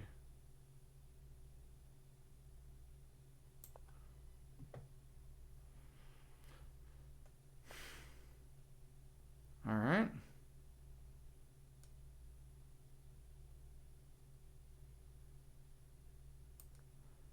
I mean, this has got to be a strong square for my light square bishop. The pawn is now pinned, right? Okay, so he's going for this. Okay, let's try to... I'm actually going to break this way. I'm going to break this way. Now, he could take with en passant. All right, he's taking that way, which is fine. I'm going to have this pawn established deep in his territory. So my spatial situation is actually really good right now. And now if this pawn ever pushes, I'm on his rook. All right, so he's looking at this. I'm going to close things up. How's he going to progress is the question. How is he going to make progress? How's he going to advance? It's going to be tough for him to advance. I have more space, so I have the advantage in that sense. Okay, so I got to find a good square for my knights. I could also break this open. This is a very closed. This is about as closed of a game as you're going to ever find. Let's see. So I got to maneuver my pieces. He's got to maneuver his pieces. Oh, I want to get my knight. I want to get a knight over here. I want to get a knight on f4. If I can get a knight on f4, that's going to be really strong. So this is total positional play. So I'm backing up. My idea is to reroute my knight to f4, put pressure. Yeah, okay, this is going to be... Okay, he could attack it, but I don't know. I'm hopping in. I'm on the pawn. Right? He was looking at maybe bringing the... Okay, so he's defending with the king. It's kind of interesting. All right. So...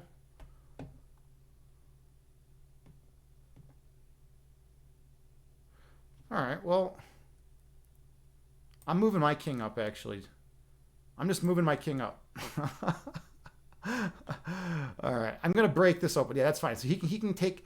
Actually, I could take the... If I take the pawn first, no, then he takes this.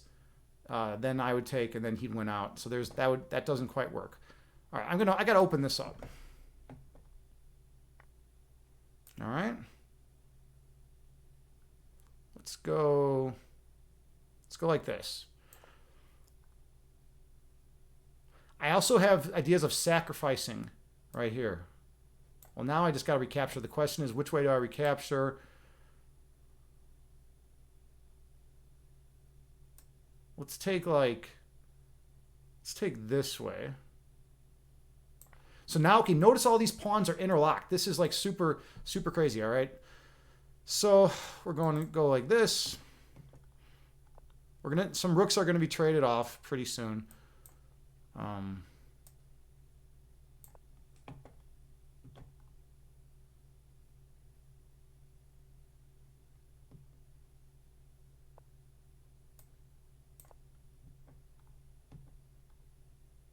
This is wild. To have these interlocking pawns like this, it's incredibly wild. I got to figure out a new home for this knight too.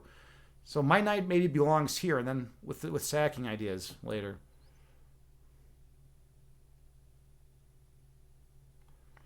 All right, so he takes, I take.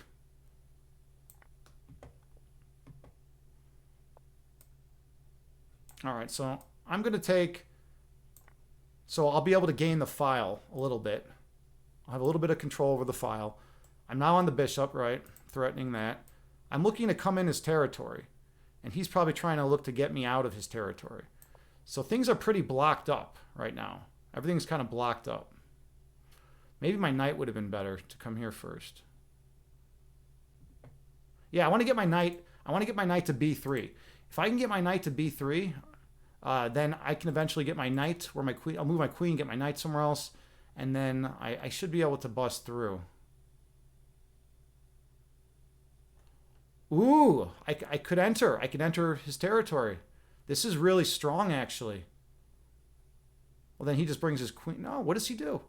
What does he do if I do this?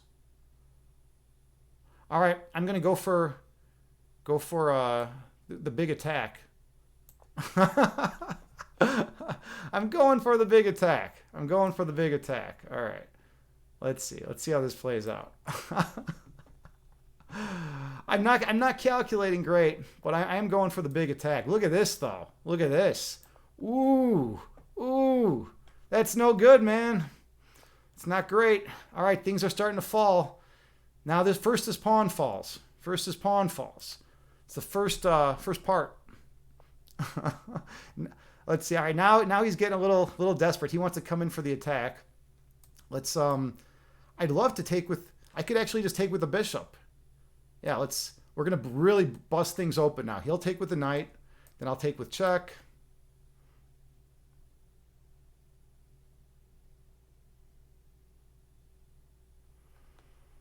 This was such a weird game because all the pawns locked up. Like, you don't typically see this. You don't typically see this kind of thing. Some guys like to lock up the pawns. Remember, this guy was pushing all his pawns down my throat right off the beginning.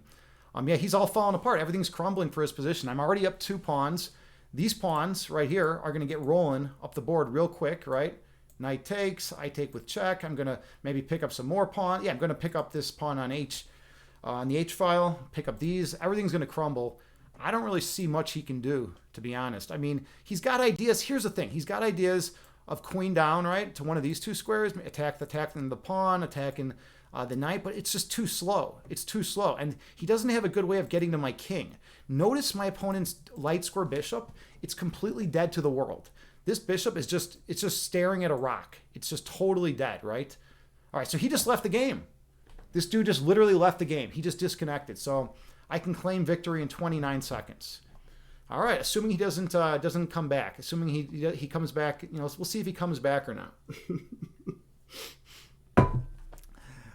All right. He's got 15 seconds. He's got 15 seconds to come back. Place your bets. What do you think? Is this guy coming back, or has he had enough? All right. Oh, he's back. He's back. Holy shit. The dude came back. That's crazy. Usually they don't come back. They don't come back after that time. Maybe he's going to kill some more time and then disconnect again. Sometimes you get like the people that really like to try to mess with you. But he doesn't know I'm a meditation instructor, and then I'm cool with it. This guy doesn't, I don't know what he's doing. Or maybe it's totally unintentional. Maybe he just has a bad connection, right? Who knows? Whatever. Let me come back to chat. We don't need to waste all the time. I'll keep an eye on the game though. I don't want to give him the win. I don't want to give him the win for this time thing he's doing. All right. Let's see. Herbert Smithens, you say nice. Let's own this noob. Yeah. I mean, he did the weird pawn moves, right? He was just trying to push his pawns all over the place. Loco Samasa Sukinu Vanto, you say, do I have the latest version of OBS? You're hoping the latest version of OBS fixes the issues you're having when you switch between windows. I really hope so too, man. It's not fun. There's a delay, and I can explain to you what's going on. When I switch scenes, if I want to open up a window in like Google Chrome, it doesn't populate on the window drop down list. And for a little while, like I have to like switch around, I have to mess around for a while for it to populate. It just doesn't populate right away. So like then I'm just sitting there like switching back and forth. I'm doing like this kind of stuff, like whoa, what's going on here, right? And it's like it's ridiculous, right? It's not how I want to run a smooth stream here. I want things to be smooth. I want things to be in order. I don't want to be messing around with that. But yeah, I'm up to date on OBS. I always download the updates. I always get the most up to date version. But you know, it's just I don't know what's going on. I don't know why it does that. I've asked people. Initially, it was because I was minimizing my window, I believe. All right, so I can claim victory now. So I'm going to claim my victory, and head on home to OBS. Head on back. All right, there we go. We got a victory in. All right. How long have I been streaming? 2 hours and 12 minutes. It's now 12:01 a.m. I got to do options trading in the morning. Yeah, Loco Samasa's King Vaatu. Yeah, it was a good game. It was fun, right? It was fun. But so that was good. I think we're gonna call it. I think we're gonna call it a night. Let's see who's out here. Who's out here to raid right now? All right. Soma Green is streaming. She's in the ASMR category. She actually does meditations on I think Sundays. But she's a variety streamer like me. She doesn't just do guided meditations. She does like all sorts of stuff. Like she does dancing. She does tarot reading. She does I think like fortune telling. She does a ton of stuff. So we're going to raid her.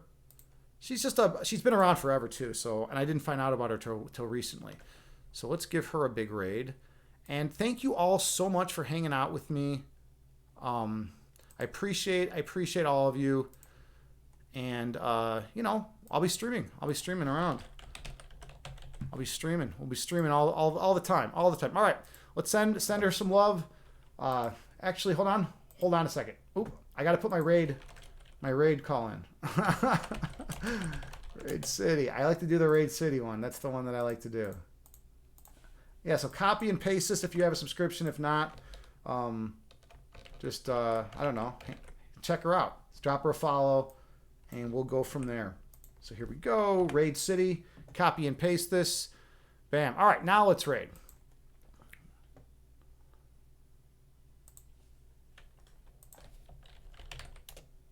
There she is.